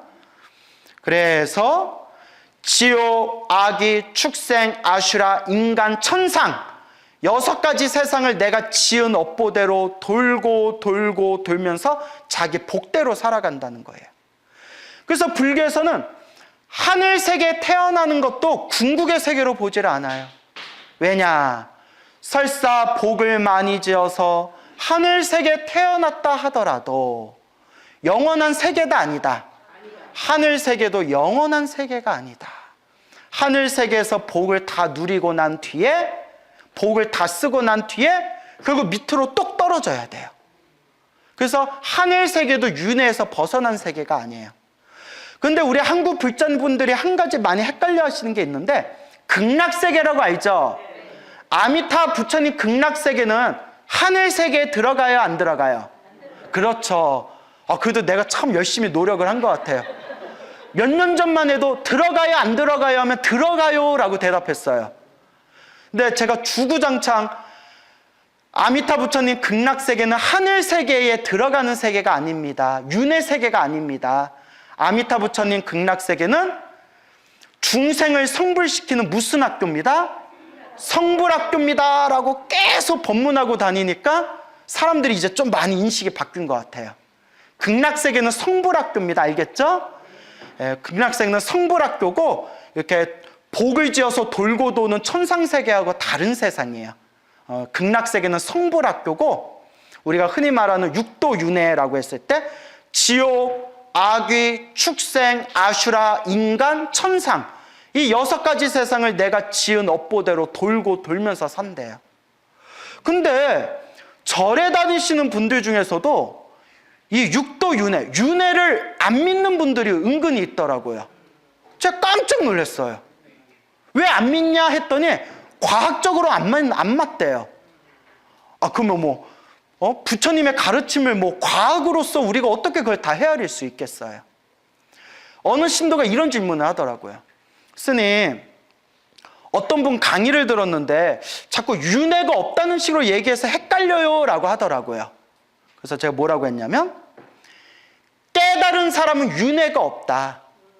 깨달아서 번뇌망상이 사라져서 윤회에서 벗어났어요. 깨달은 사람은 윤회가 없지만 깨닫지 못한 사람은 뭐가 있다? 윤회가 있다. 불자님은 깨달았어요? 못 깨달았어요? 못 깨달은 것 같은데요? 못 깨달은 것 같은데요가 아니라 못 깨달았어요. 예, 말을 정확히 해야죠. 그렇기 때문에 제 말도 믿지 마시고 그 사람 말도 믿지 말고 누구 말만 믿어라? 그렇죠. 부처님 말씀만 믿어라. 부처님 경전에 보면 부처님은 윤회가 있다고 하셨고, 윤회에서 해탈, 이 생사윤회, 삶과 죽음의 윤회에서 벗어나 영원한 대자유인이 되어야 된다라고 끊임없이 경전에서 설법하시지 않았느냐. 그러니까 부처님 말씀만 믿어라 라고 말씀드린 적이 있었습니다. 어쨌거나 우리가 지옥, 악귀, 축생, 아슈라, 인간, 천상 6가지 세상을 내가 지은 복대로 돌고 돌고 돌면서 내 업보대로 살아가면서 끊임없는 괴로움, 불만족의 연속이라는 거예요. 영원하지 못하고 생로병사가 가득하고, 또 우리의 삶을 한번 보세요. 우리의 삶을, 지금까지 살아왔던 우리의 삶을 보면 좋았던 적도 있었지만 뭐 했던 적도 많아요? 힘들고 괴롭고 슬프고 답답한 일도 많았잖아요. 그죠? 그래서 부처님께서 하신 말씀이, 사랑하는 사람은 못 만나서 괴롭고 미운 놈은 자꾸 봐서 괴롭고, 구하고자 해도 얻고자 해도 뭐 할 수 없어서 괴롭다? 얻을 수 없어서 괴롭다. 이게 우리 중생살이에요. 그래서 제가 부처님의 가르침을 공부하고 인생사 살아가면서 정말 힘들고 괴로운 분들 상담을 많이 하면서 느낀 게, 여러분, 등 따숩고 밥 3끼 먹고 몸에 큰 병 없을 정도면 행복한 사람이에요. 제 말 틀렸습니까? 맞아요. 예. 그냥 등 따숩고 그냥 밥 3끼 먹고 몸에 큰 병 없으면 그 진짜 행복한 사람이에요. 근데 우리 중생의 욕망은 조금 더, 조금 더, 조금 더. 그러다가 이제 꾀꼬닥하고 가는 거예요. 끊임없는 불만족. 옛날에 내 집 하나, 자그만 방 하나라도 좋으니까 내 집 하나 생겼으면 소원이 없겠다라는 사람이 열심히 일해서 집을 샀어요. 기뻐요, 안 기뻐요? 기쁘죠. 근데 그때뿐이에요. 또 시간이 지나면 이왕 집 샀는데 조금 평수 넓은 데로 옮겼으면 해 소원이었겠다. 열심히 일해서 또 평수 넓은 데로 갔어요. 기뻐요, 안 기뻐요? 기쁘죠? 아, 평수 넓은 데로 갔는데, 아, 이왕이면 좀, 좋은 목에 있는, 역세권 아파트로 좀 갔으면 좋겠다. 열심히 돈을 모아서 또 역세권 아파트로 갔어요. 좋아요, 안 좋아요? 아, 이쯤 되면 만족해야 되는데, 아, 이왕 여기까지 온 거, 나도 강남에 건물 하나 세우고 싶다. 이래보면 이게 끝이 없어요. 동감하시죠? 근데 정말 이 인생살이 하면서 너무나 힘들고 괴롭고 답답한 분들 이야기를 많이 듣고 상담하다 보니까 정말 제가 뼈저리게 느낀 게 등 따숩고 잠잘 때 등 따숩고 밥 3끼 먹을 수 있고 그것도 전 많이 먹잖아요. 네. 그리고 몸에 큰 병 없는 거 그것만으로도 정말 행복한 겁니다. 그래서 불교에서는 지족이란 말이 있어요. 뭐라고요? 지족. 지족이 무슨 뜻이에요? 그렇죠. 여기서 알지자 족할조 만족하다 할 때 족자예요. 만족을 알아라. 족함을 알아라. 만족을 알아라. 여러분들 삶에 만족이 돼요, 안 돼요? 이쪽은 아예 대답조차 없네. 그래요. 그래서 인생살이 원하는 대로 술술 풀리기는 마음이 바로 세상에서 가장 큰 망상이래요. 그래서 저는 어른스님, 큰 스님들한테 제가 복이 많은 사람이다라는 칭찬을 많이 받았어요. 그래서 제가 말복이라는 소리까지 들었어요. 무슨 복? 말복이. 말복하면 뭐가 떠올라요? 삼계탕? 복날? 스님 왜 말복이라고 부르세요? 하니까 제 딱 상호가 관상에 말년에 복이 엄청 많대요. 그래서 말복이 부르셨더라고요. 잘 말해야 돼. 발음 잘못하면 말고기 이렇게 해서 뭔 고기? 그런데 제가 기도를 하면서 저도 체험을 많이 하고 가피를 많이 받았어요. 정말 부처님께 감사드려요. 하지만 저라고 인생 살면서 힘든 일이 있겠어요, 없겠어요? 아, 있죠. 저도 좀 답답하거나 힘들거나 그런 일이 있어요. 그런데 항상 이런 마음이 들어요. 이만해서 다행이다. 이만큼이라도 정말 참 감사하다. 지족, 만족을 알아야 돼요. 아시겠죠? 그래서 따라해 보세요. 이만해서 다행입니다. 이만큼이라도 돼서 감사합니다. 무슨 말씀인지 알겠죠? 예. 우선 머릿속이 갖가지 생각들로 얽히고 설켜 있으니 혼돈이 지극하고 말과 행동으로 지은 업들이 나의 앞길을 막고 있으니 마음 먹은 대로 살 수가 없는 것이다.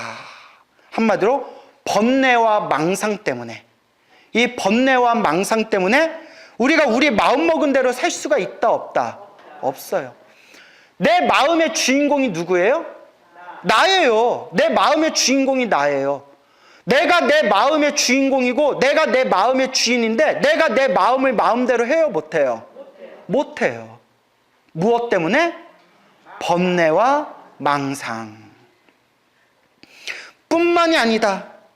이 세상을 살아가고 있기 때문에 피할 수 없는 사람에 대한 걱정들, 자기 걱정, 가족 걱정, 남에 대한 걱정 속에서 한평생을 지새우기 마련이요. 돈과 명예와 자존심 때문에 괴로워하고 괴로움을 당하다가 허무하게 죽음을 맞이하게 되는 것이다 라고 되어 있죠. 어떤 거사님이 이런 얘기 하시더라고요. 당장이라도 머리 깎고 출가하고 싶대요. 당장이라도. 산 게 너무 지긋지긋하대요. 스님들이 제일 부럽대요. 당장이라도 머리 깎고 출가하고 싶대요. 그래서 제가 우리 지금 출가자가 너무 없다고.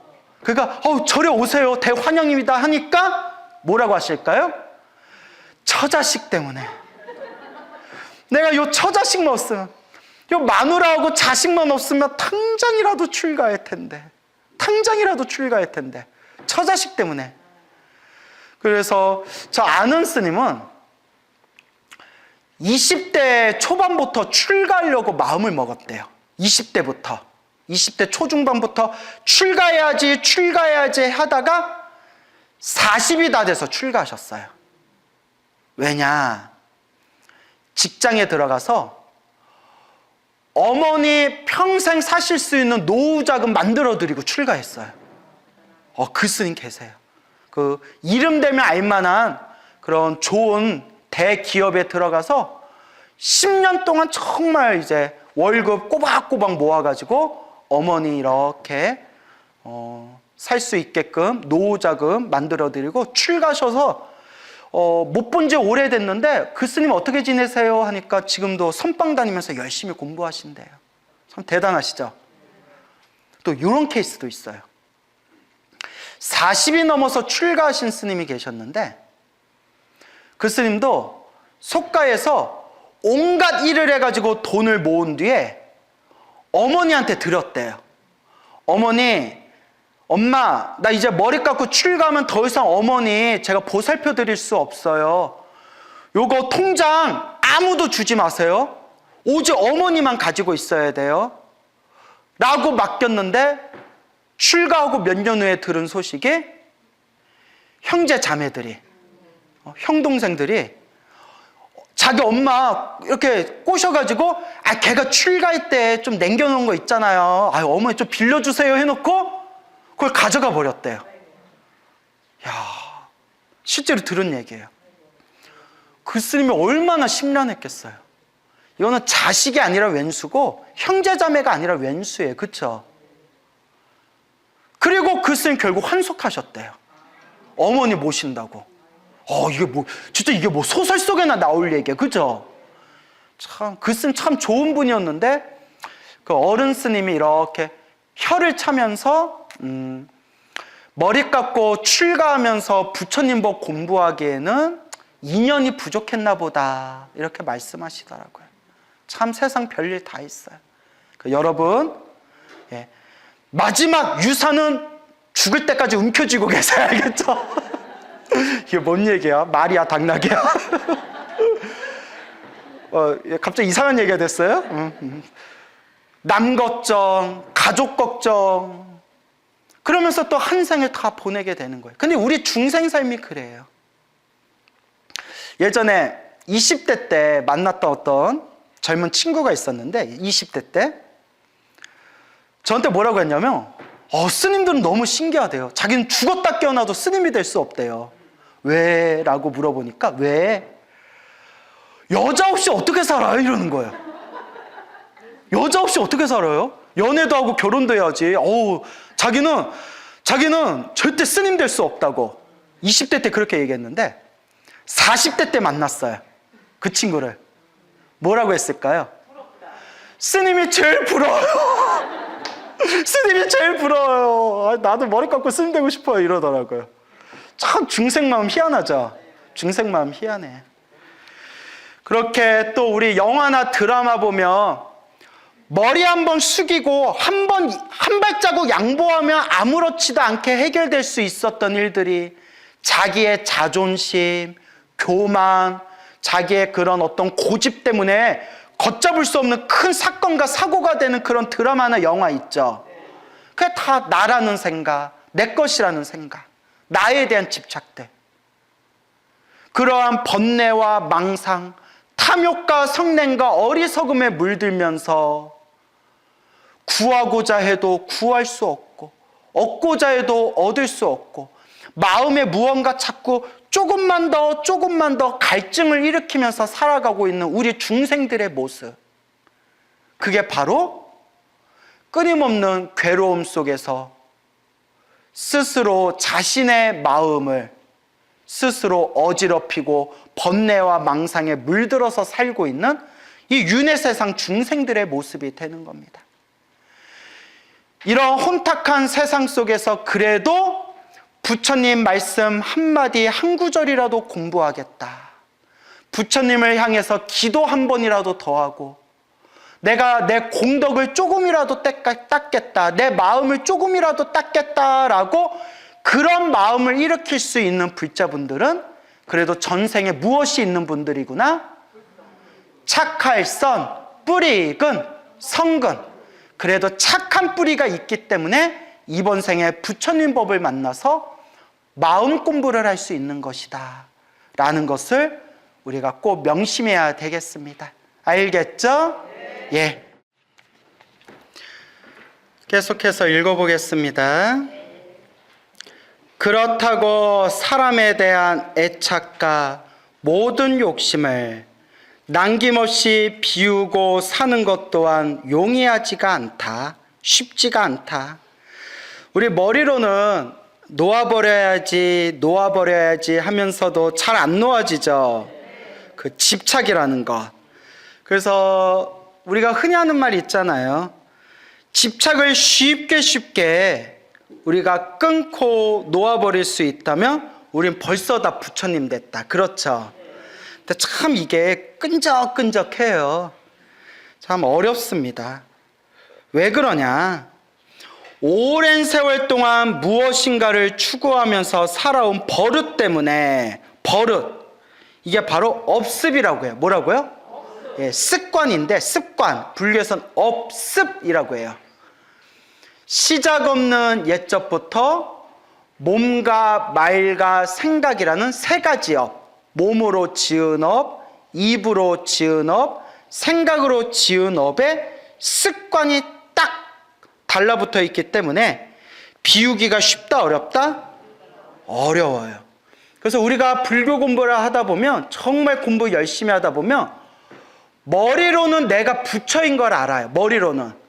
머리로는 내가 원래 부처고, 이 마음이 본래 부처고, 번뇌 망상이 본래 없는 거고, 그냥 지금 이 순간 모든 게 완전한 것이다 라는 것을 불교 공부하면 머리로는 알아요. 근데 뭐가 안 따라줘요? 몸이 안 따라줘요. 그래서 제가 깨달았다라고 말하는 사람들한테 제가 꼭 하는 얘기가 있어요. 스스로 손을 가슴에 얹고 탐욕과 성냄과 어리석음이 있는지 없는지 자기를 바로 봐라. 하늘을 우러러 한 점 부끄러움이 없는지, 탐욕과 성냄과 어리석음이 남아있는데도 내가 깨달았다 하면 그건 진짜 깨달음이겠어요? 아니겠어요? 아니죠. 근데 그런 사람들이 의외로 많아요. 그래서 옛날부터 어른스님들은 그런 사람들을 착각도인이라고 했어요. 뭐라고요? 자기가 도인이라고, 도를 깨쳤다고 착각하고 살아간다는 거예요. 그래서 제가 항상 하는 얘기가, 우리는 진리 앞에 겸손해야 된다. 진리 앞에 겸허해야 된다. 그래서 제가 늘 드리는 말씀 있죠. 한 방에 훅 간다. 업습. 이 업의 습관이 참 무서워요. 여러분도 이런 업의 습관이 있죠? 이거는 웬만하면 안 없어져요. 정말 제가 알고 계시는 분들 중에서도 평생 참선을 해서 깊은 경지에까지 가셨는데, 정말 이름만 대도 다 알만한 큰 그런 참선하시는 큰 수행자였는데 돌아가실 때까지 화내는 습관을 못 고치셨대요. 그만큼 어렵다는 거예요. 우리가 왜? 라고 그런 걸 생각해 보기 전에 내 스스로를 한번 돌아보세요. 여러분은 여러분들 습관 고치기가 쉬워요? 어려워요? 어렵잖아요. 남 볼 필요 없어요. 딱 내 모습만 봐도 이 업의 습관을 고치기가 이렇게 어렵구나. 그래서 꾸준히 닦는 수밖에 없습니다. 이 업의 습관. 그래서 사람을 보면 그 업의 습관이 저마다 달라요. 화를 잘 안 내는 사람이 있는가 하면 유독 화를 잘 내는 사람이 있어요. 그죠? 화는 잘 안 내는데 더럽게 여자 밝히는 사람이 있고요. 화는 엄청 잘 내는데 자기 마누라밖에 모르는 사람이 있고. 뭔 얘기인지 알죠? 그 비유를 드는 거예요. 그리고 돈 욕심은 더럽게 많은데 전혀 술도 안 마시고 담배도 안 피고 여자도 가까이 안 하는 사람이 있는가 하면, 그렇죠? 사람이 성격 좋고 천하의 양반이고 세상에 그렇게 마음 좋은 사람이 없는데 술만 마시면 개가 돼요. 그 비유예요. 우리 주변에 그런 경우 많이 보죠. 저마다 뭐가 다르기 때문이다? 업의 습관이 다르기 때문에. 업습. 여러분들 여러분 업의 습관을 한번 가만히 보세요. 저는 불교 공부할 때가 행복해요. 그리고 보면 제가 전생에 부처님 가르침을 공부한 업의 습관이 있는 거예요. 근데 더럽게 잠이 많아요. 전생에 뭐 잠이 많았던 또 뭔가 업의 습관이 있을 수도 있어요. 하여튼 이런 여러 가지들. 여러분들마다 그런 게 있죠.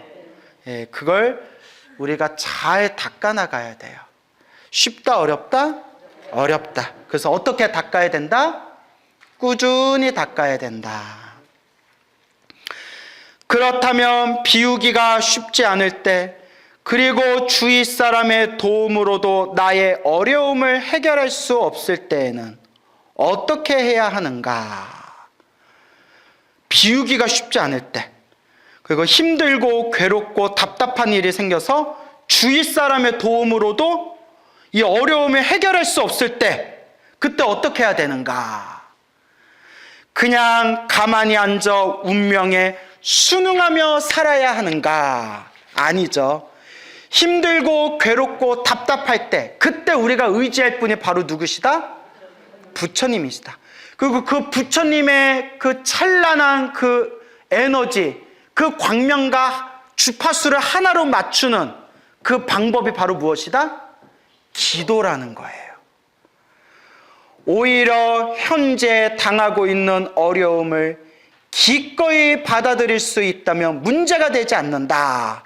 이게 참 중요합니다. 밑줄 짝. 예. 현재 당하고 있는 어려움을 기꺼이 받아들이겠다. 누가 지은 업이다? 내가 지은 업이구나. 내가 지은 업의 인연이구나. 과거 전생에 지었던 이 숙제와 빚을 내가 지금 갚고 있는 과정이구나. 기꺼이 받아들일 수 있다면 그 업만큼은 녹일 수 있기 때문이다. 빨리 녹일 수가 있대요. 빨리 녹일 수가 있다. 그러나 운명을 쉽게 받아들일 수 없을 뿐 아니라 어떤 일을 꼭 이루어야 하겠다고 생각한다면 특별한 노력을 기울여야 된다. 특별한 노력. 그게 바로 뭘까요? 기도. 그때 바로 필요한 것이 기도이다. 기도. 불보살님의 에너지와 하나 되는 방법이에요. 부처님과 보살님과 하나 되는 방법. 여러분들이 관세음보살 부를 때 누구의 에너지와 주파수가 하나로 맞춰지는 거예요? 관세음보살님과. 지장보살 연불할 때 누구의 주파수와 하나로 맞아떨어지는 거예요? 지장보살. 여러분들이 금강경을 외울 때, 신묘장구 다란이를 독송할 때, 법화경을 사경할 때 그 불보살님의 에너지와 주파수가 하나로 점점 맞아떨어지는 거예요. 그렇게 서로가 서로 주파수가 딱 통했을 때 우리가 그걸 감응이라고 불러요. 뭐라고 부른다? 감응. 감응. 감 받았나? 감응. 서로 주고받았다는 거야. 알겠죠? 제 말 너무 신경 쓰지 마세요. 자, 감응. 서로가 통했다는 거예요. 서로가 통했다. 그때 바로 필요한 것이 기도이다. 그러니까 무슨 기도가 더 낫냐? 그게 의미가 없어요.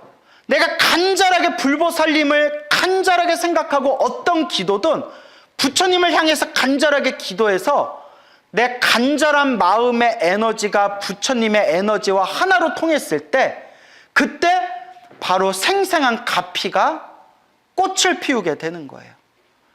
그래서 제가 늘 드리는 이야기가 관세음보살을 부르든 지장보살을 부르든 천수경을 독송하든 금강경을 외우든 법화경을 사경하거든 능엄주를 하든 결국 불보살님의 에너지는 하나로 통합니다.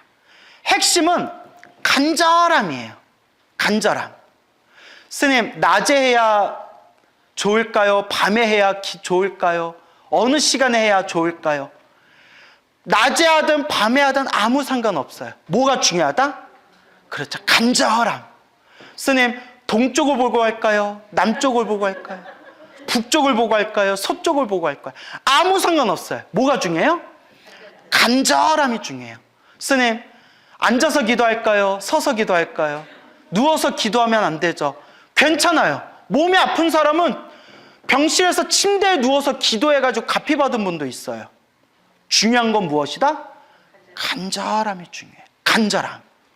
스님, 연부를 할 때 소리를 내고 연부를 하는 게 좋을까요? 소리를 내지 않고 해도 될까요? 뭐가 중요해요? 소리를 내든 소리를 내지 않든 마음을 집중하는 것. 그 간절함이 중요하다. 아시겠죠? 그래서 제가 무슨 기도해야 효과가 좋아요? 그런 질문 더 이상 하지 말아라. 천수경으로 효과 보신 분은 사람들한테 뭐 하라고 시킬까요? 천수경 하라고 시켜요. 지장경 기도해서 효과 보신 분은 사람들한테 뭐 하라고 시킬까요? 지장경 하라고 시켜요. 금강경으로 효과 보신 분은 사람들한테 뭐 하라고 시킬까요? 금강경. 법화경으로 효과 본 분은 사람들한테 뭐 하라고 시킬까요? 다 자기가 효과 본 거 가지고 사람들한테 하라고 해요. 결국은 천수경으로 효과 보신 분도 있고, 지장경으로 효과 보신 분도 있고, 금강경으로 효과 보신 분도 있고, 법화경으로 효과 보신 분도 있어요. 뭐가 중요하다? 간절함.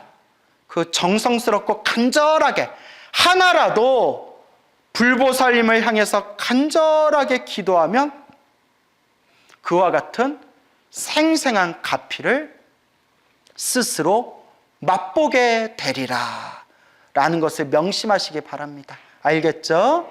그러니까 무슨 기도할까 무슨 기도할까 고민 안 하셔도 돼요. 하나라도 꾸준히 하시기 바라요. 그러다가 관세음보살 기도하다가 지장보살 기도하고 싶을 때 있을 거 아니에요. 그렇죠? 그러면 이제 마음속으로 부처님 오늘까지 관세음보살 기도하고 내일부터는 지장보살 기도 들어가겠습니다. 마음으로 고한 뒤에 지장보살 기도하시면 돼요. 지장보살 기도하다가 또 금강경 기도하고 싶을 때가 있을 거 아니에요. 그러면 부처님 오늘까지 딱 지장보살 기도하고 내일부터는 새롭게 금강경 기도 시작하겠습니다 하고 부처님께 마음으로 고하고 내일부터 금강경 시작하면 돼요. 그러다 또 법화경 기도하고 싶을 때 있을 거 아니에요. 그러면 또 어떻게 하면 돼요?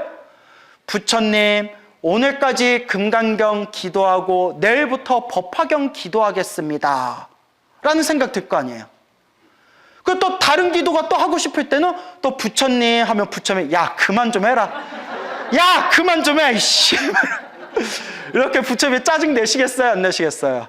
예, 안 내세요. 무슨 말인지 알죠? 예, 모든 기도의 에너지는 하나로 통합니다. 그걸 명심하시기 바랍니다. 스님, 어느 스님은 무슨 기도가 좋다는데요? 스님, 어떤 분은 무슨 기도가 좋다는데요? 그냥 다 자기가 체험한 게 좋다고 그래요. 제가 기도에서 가피 받으신 분들 수백 가지 체험 이야기를 다 모아가지고 제가 다 통계를 내봤잖아요.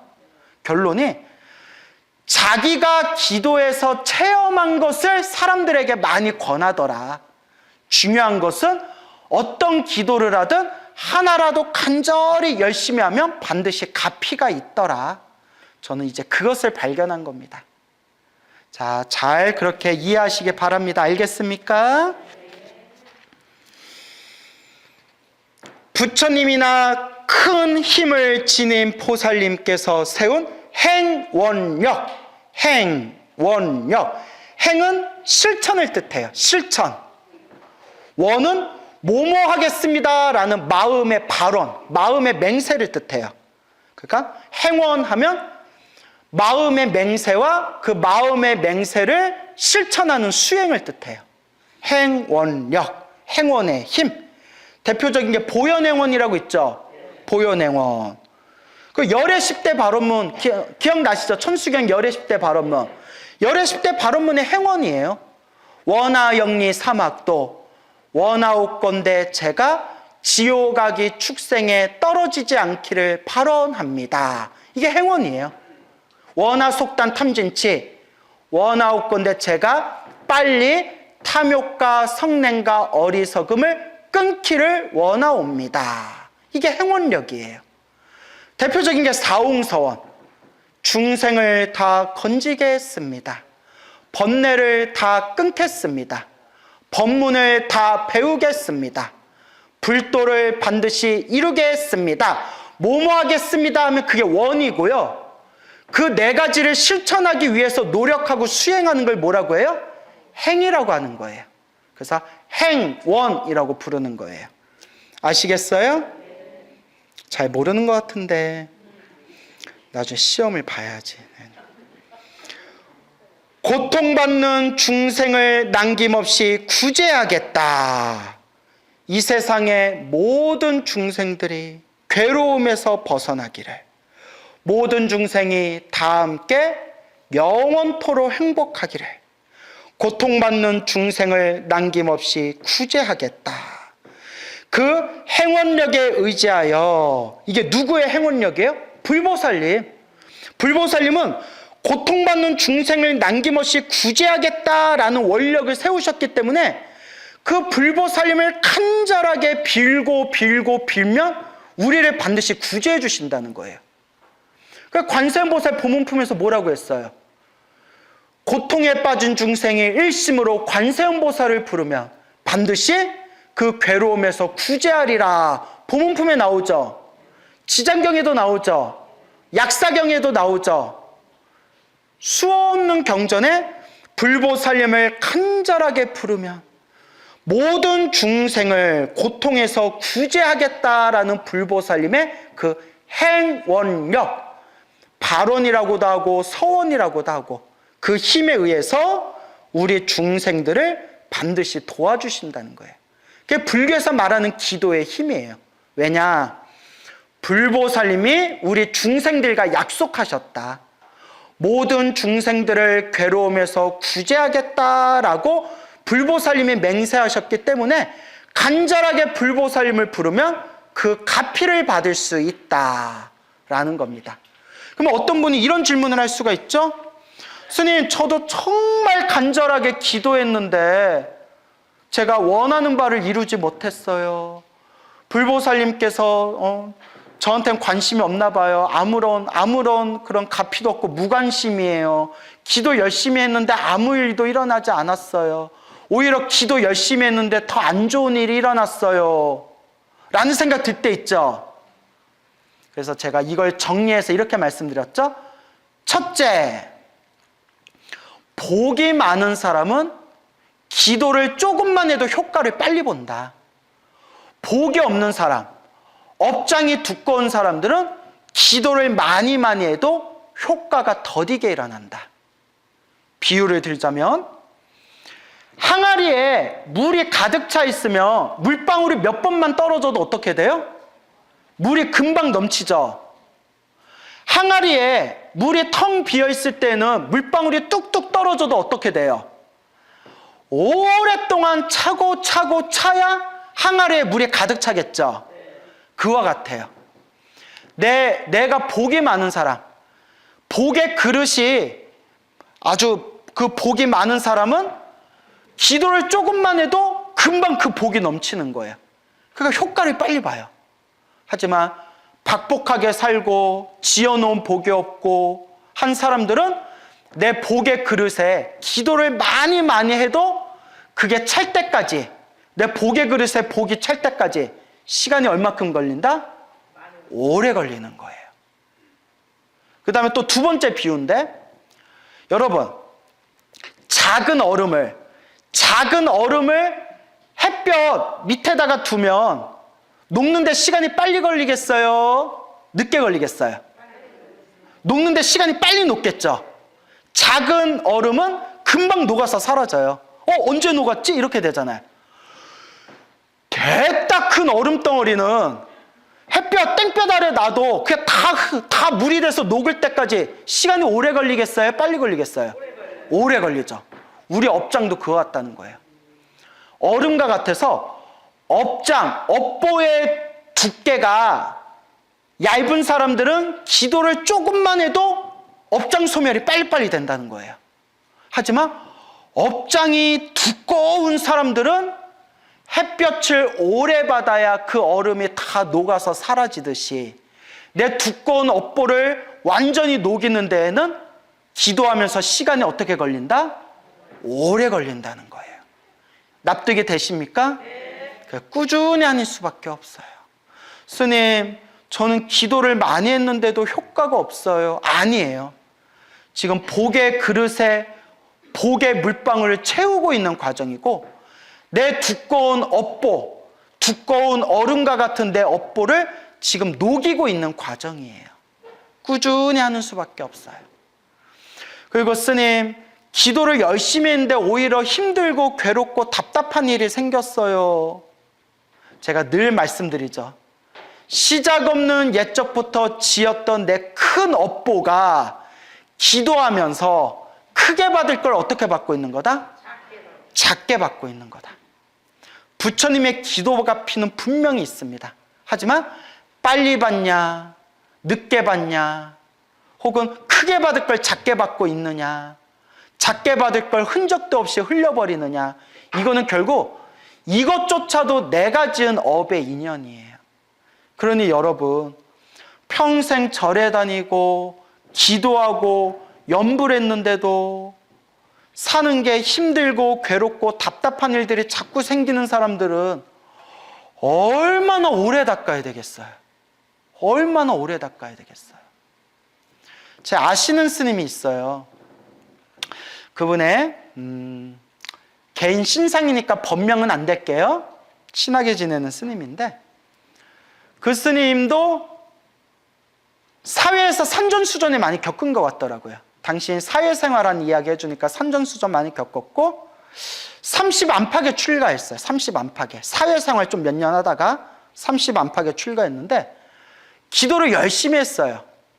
열심히 하고 지장보살 가피도 많이 받고 기도가피를 많이 받았어요. 기도가피를 많이 받았어요.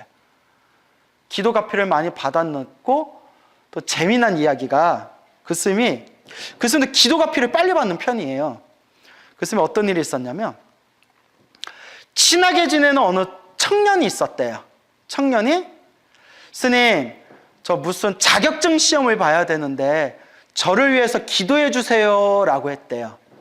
그래서 스님이 그 친구를 위해서 기도를 좀 많이 해줬대요. 축원을 많이 해주고, 그 친구가 스님, 저 내일 시험인데 저 기도 좀 해주세요 해서 그날 그 스님이 당신 기도하면서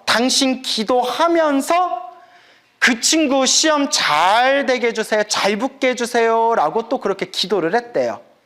기도를 그렇게 했는데 그렇게 기도를 하고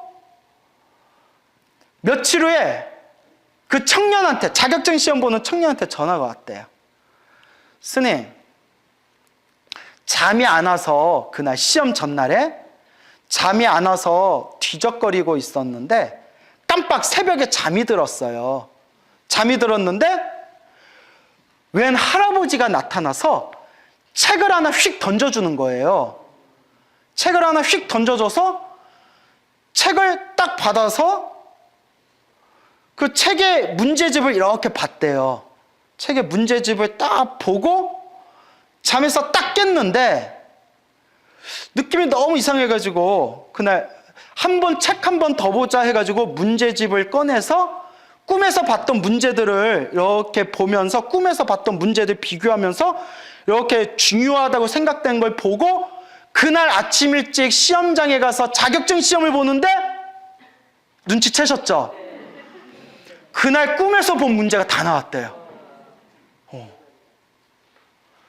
그러니까 정말 대단하죠. 그러니까 제가 이렇게 지금 밑밥을 까는 이유가 있어요. 괜히 까는 게 아니에요. 이렇게 밑밥을 까는 이유가, 그 스님도 그렇게 신비한 체험도 하고 기도도 많이 하는 스님인데 무릎이 작살났어요. 너무 수행을 열심히 해서 그런지 몰라도 절도 많이 하고 결가부자하고 그렇게 몸을 안 돌보다가 무릎에 물이 차고 심해져가지고 양쪽 무릎을 다 수술을 받았는데 걸을 때도 쩔뚝거리고 양쪽 무릎에 다 수술 받았어요. 철심 박았다고 그러죠. 그리고 이제는 책상 다리로 오래 앉을 수가 없대요. 그래서 신도들한테 양해 구하고 당신 이렇게 기도할 때 의자에 앉아서 기도한대요. 어떻게 아픈데? 근데 제가 드리고 싶은 얘기는 이거예요. 눈치채셨겠지만 그렇게 기도 많이 하고 그렇게 가피도 많이 체험하신 스님인데도 뭐 아픈 건 피할 수가 없었어요? 몸 아픈 거, 무릎 아픈 건 피할 수가 없었어요. 정말 기도 많이 한 스님인데도. 우리 같으면 저렇게 기도 많이 했는데 저 무릎 아픈 것 좀 조금 보호해 주시지, 저 무릎 아픈 저 업장 좀 소멸해 주시지 라는 생각 들 수 있죠. 근데 아니더라고요. 수행 많이 하신 큰 스님들도 아플 때는 아파요. 수행을 많이 하신 큰 스님들도 불사하다가 사기당할 때 있어요. 중요한 거는 불교를 모르고 부처님 법을 수행하지 않은 사람들은 남을 원망하게 돼요. 이런 삶아서 씹어먹을 놈들 봤나 뭐 이렇게? 아니 내가 그랬다는 게 아니라 예를 들어서 그렇죠 여러분. 그런데 부처님 법을 배운 분들은 내 전생에 숙제와 빚이 있었는데 이번 생에 갚았구나. 내가 크게 받을 업보가 있는데 어떻게 받았구나? 작게 받았구나. 그 스님이 그래요. 그 스님은 자기가 기도한 힘이 있기 때문에 중심이 있어요. 그러니까 몸이 그렇게 아파도 부처님을 원망하지 않아요. 오히려 내가 전생에 무슨 업을 많이 지었길래 그래도 내가 크게 받을 업을 부처님께 기도해서 크게 받을 업을 이렇게 무릎이 아프고 몸이 아픈 걸로 소멸하고 있는 것이다. 이렇게 자기 중심이 딱 있어요. 그러니까 그 스님의 그런 이야기를 들으면 저도 이제 많이 배우는 거죠. 여러분도 그런 믿음이 있습니까? 정말 있어요? 에이, 별로 뭐 있든가 말든가. 예, 그래요. 그러니까 참, 근데 이게 막상 내가 겪으면 쉽다 어렵다? 어려워요. 내가 막상 겪으면 서운하고 섭섭하고 내가 기도 잘못했나? 정말 기도가 효과가 있는 건가? 별의별 생각이 다 들어요. 그때 내 마음을 딱 움켜쥐고 내가 지은 업은 내가 닦는 거다. 내가 크게 받을 업을 작게 받고 있는 것이다. 지금 내가 지었던 내 빚을 갚고 있는 과정이고, 그리고 내가 이렇게 기도하고 수행한 공덕은 언젠가 또 내가 받게 될 것이다. 그 믿음을 딱 세우시기 바랍니다. 알겠죠? 그래서 감동적인 얘기가 있어요. 그 티베트 불교의 큰 스님이 계셨대요. 아주 수행을 많이 하신 큰 스님이 계셨는데 몇십 년 전에 그 중국 땅에 아주 흉악한 사건이 펼쳐지게 돼요. 문화대혁명이라고 들어보셨죠? 문화대혁명이라는 이름 아래 그 우매한 민중들이 막 그 중국의 화려한 그 보물, 국보급 문화재 다 때려 부시고 불상 다 때려 부시고 지식인들 막 탄압했던 정말 광기에 그런 피바람이 불었던 문화대혁명이라고 불렸던 그런 흉악한 사건이 터집니다. 그때 소위 종교인들이나 그런 지식인들을 밧줄로 묶어가지고 목에다가 천에다가 나는 천하 대역죄인이다. 뭐 나는 천하의 못된 놈이다. 이렇게 욕 같은 걸 목에다 붙인 뒤에 이렇게 뱅뱅이 돌린다고 하나요? 뭐 돌린다고 하죠? 예, 조리돌림 맞아요. 조리돌림. 뭐 우린 갈치조림이나 알지 뭐. 예, 뭐 조리돌림을 시켰었어요. 그때 티베트의 그 큰 스님도 그 흉악한 사람들한테 붙들려 가지고 막 몰매 맞고 막 조리돌림 받고 그 인민 비판이라고 해가지고 사람들이 돌아가면서 가운데 있는 사람을 막 손가락질하면서 그 사람 막 욕하고 흉보고 하는 그런 인민 재판 같은 게 있었거든요. 그걸 막 몇 날 며칠을 매일매일 당했대요. 우리 같으면 어떤 생각이 들겠어요? 끔찍하죠. 내가 평생 부처님을 시봉했는데 내가 이런 고통을 당해야 되나? 내가 이런 괴로움을 당해야 되나? 뭐 이렇게 내 믿음이 흔들릴 수도 있을 것이고, 부처님 제발 도와주세요. 부처님 도와주세요. 이렇게 막 울부짖을 수도 있을 것이고. 그러니까 가끔 이런 이야기를 볼 때 제 스스로도 한번 생각해 봐요. 이럴 때 나는 뭐 해야 되나? 이럴 때 나는 과연 어떻게 했을까? 뭐 그냥 속으로 나무 아미타불 했겠죠, 뭐 저도. 아니면 그냥 아우 내가 오늘 제삿날이다 하고 한판 붙든가. 근데 내가 싸움을 못 해가지고 내가 또 물살이잖아요, 물살. 예? 전문 용어로 두부살이라고 하죠. 예? 그래서 싸웠다가는 뒤지게 맞을 것 같고.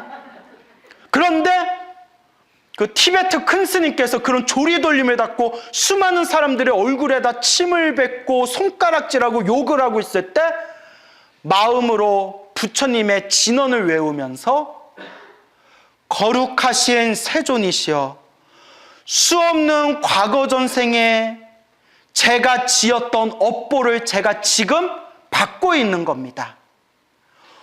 오늘 이 인연으로 저의 인욕바람일, 참는 걸 인욕바람이라고 하죠. 인욕바람일, 오늘 이 인연으로 이 인욕바람일을 완성하고, 나아가 지금 이 순간 나를 욕하고 나를 괴롭힌 저 사람들을 제가 제도할 수 있게 해주십시오 라고 마음으로 발언하면서 그걸 수행으로 돌렸대요. 오늘 이 인연으로 제가 지은 업보를 제가 받는 것이니, 오늘 이 인연으로 제 업장이 소멸하고 인욕바람일을 완성하고 나를 욕하고 나를 때리고 나를 괴롭힌 저 사람들을 제가 제일 먼저 제도할 수 있게 해주십시오. 이게 불교예요, 여러분. 이게 불교입니다. 어떻게 해야 이 정도의 경지에 갈 수가 있을까? 나 같으면 속으로 이 새끼들 두고 봐라. 내가 나중에 권력만 잡으면 니들 모가지부터 잘릴 거다. 뭐 그런 마음 생길 수도 있잖아요, 중생 마음에. 야, 어떻게 이런 마음을 낼 수가 있을까? 라는 생각이 들었습니다. 결국 꾸준히 닦는 수밖에 없어요. 그렇죠? 결국 꾸준히 닦는 수밖에 없다. 그러니까 여러분들께서도 인생을 살아가면서 정말 기도를 열심히 했는데도 힘들고 괴롭고 답답한 일이 생길 때 나무 아미타불, 나무 아미타불, 관세음보살, 관세음보살, 지장보살, 지장보살, 시작 없는 옛적부터 제가 지은 모든 업보를 참회합니다. 참회합니다. 제가 지은 업보를 제가 지금 받고 있는 겁니다. 제가 지금 이 빚을 갚고 있는 겁니다. 제가 크게 받을 업보를 부처님 가피로 작게 받고 있는 겁니다. 이 인연 공덕으로 모든 중생이 괴로움에서 벗어나 모든 중생 다 함께 행복하고 성불하여 지이다 라는 마음으로 여러분들이 불자로서의 중심을 잘 세우시기 바랍니다. 오늘 여기서 마치겠습니다.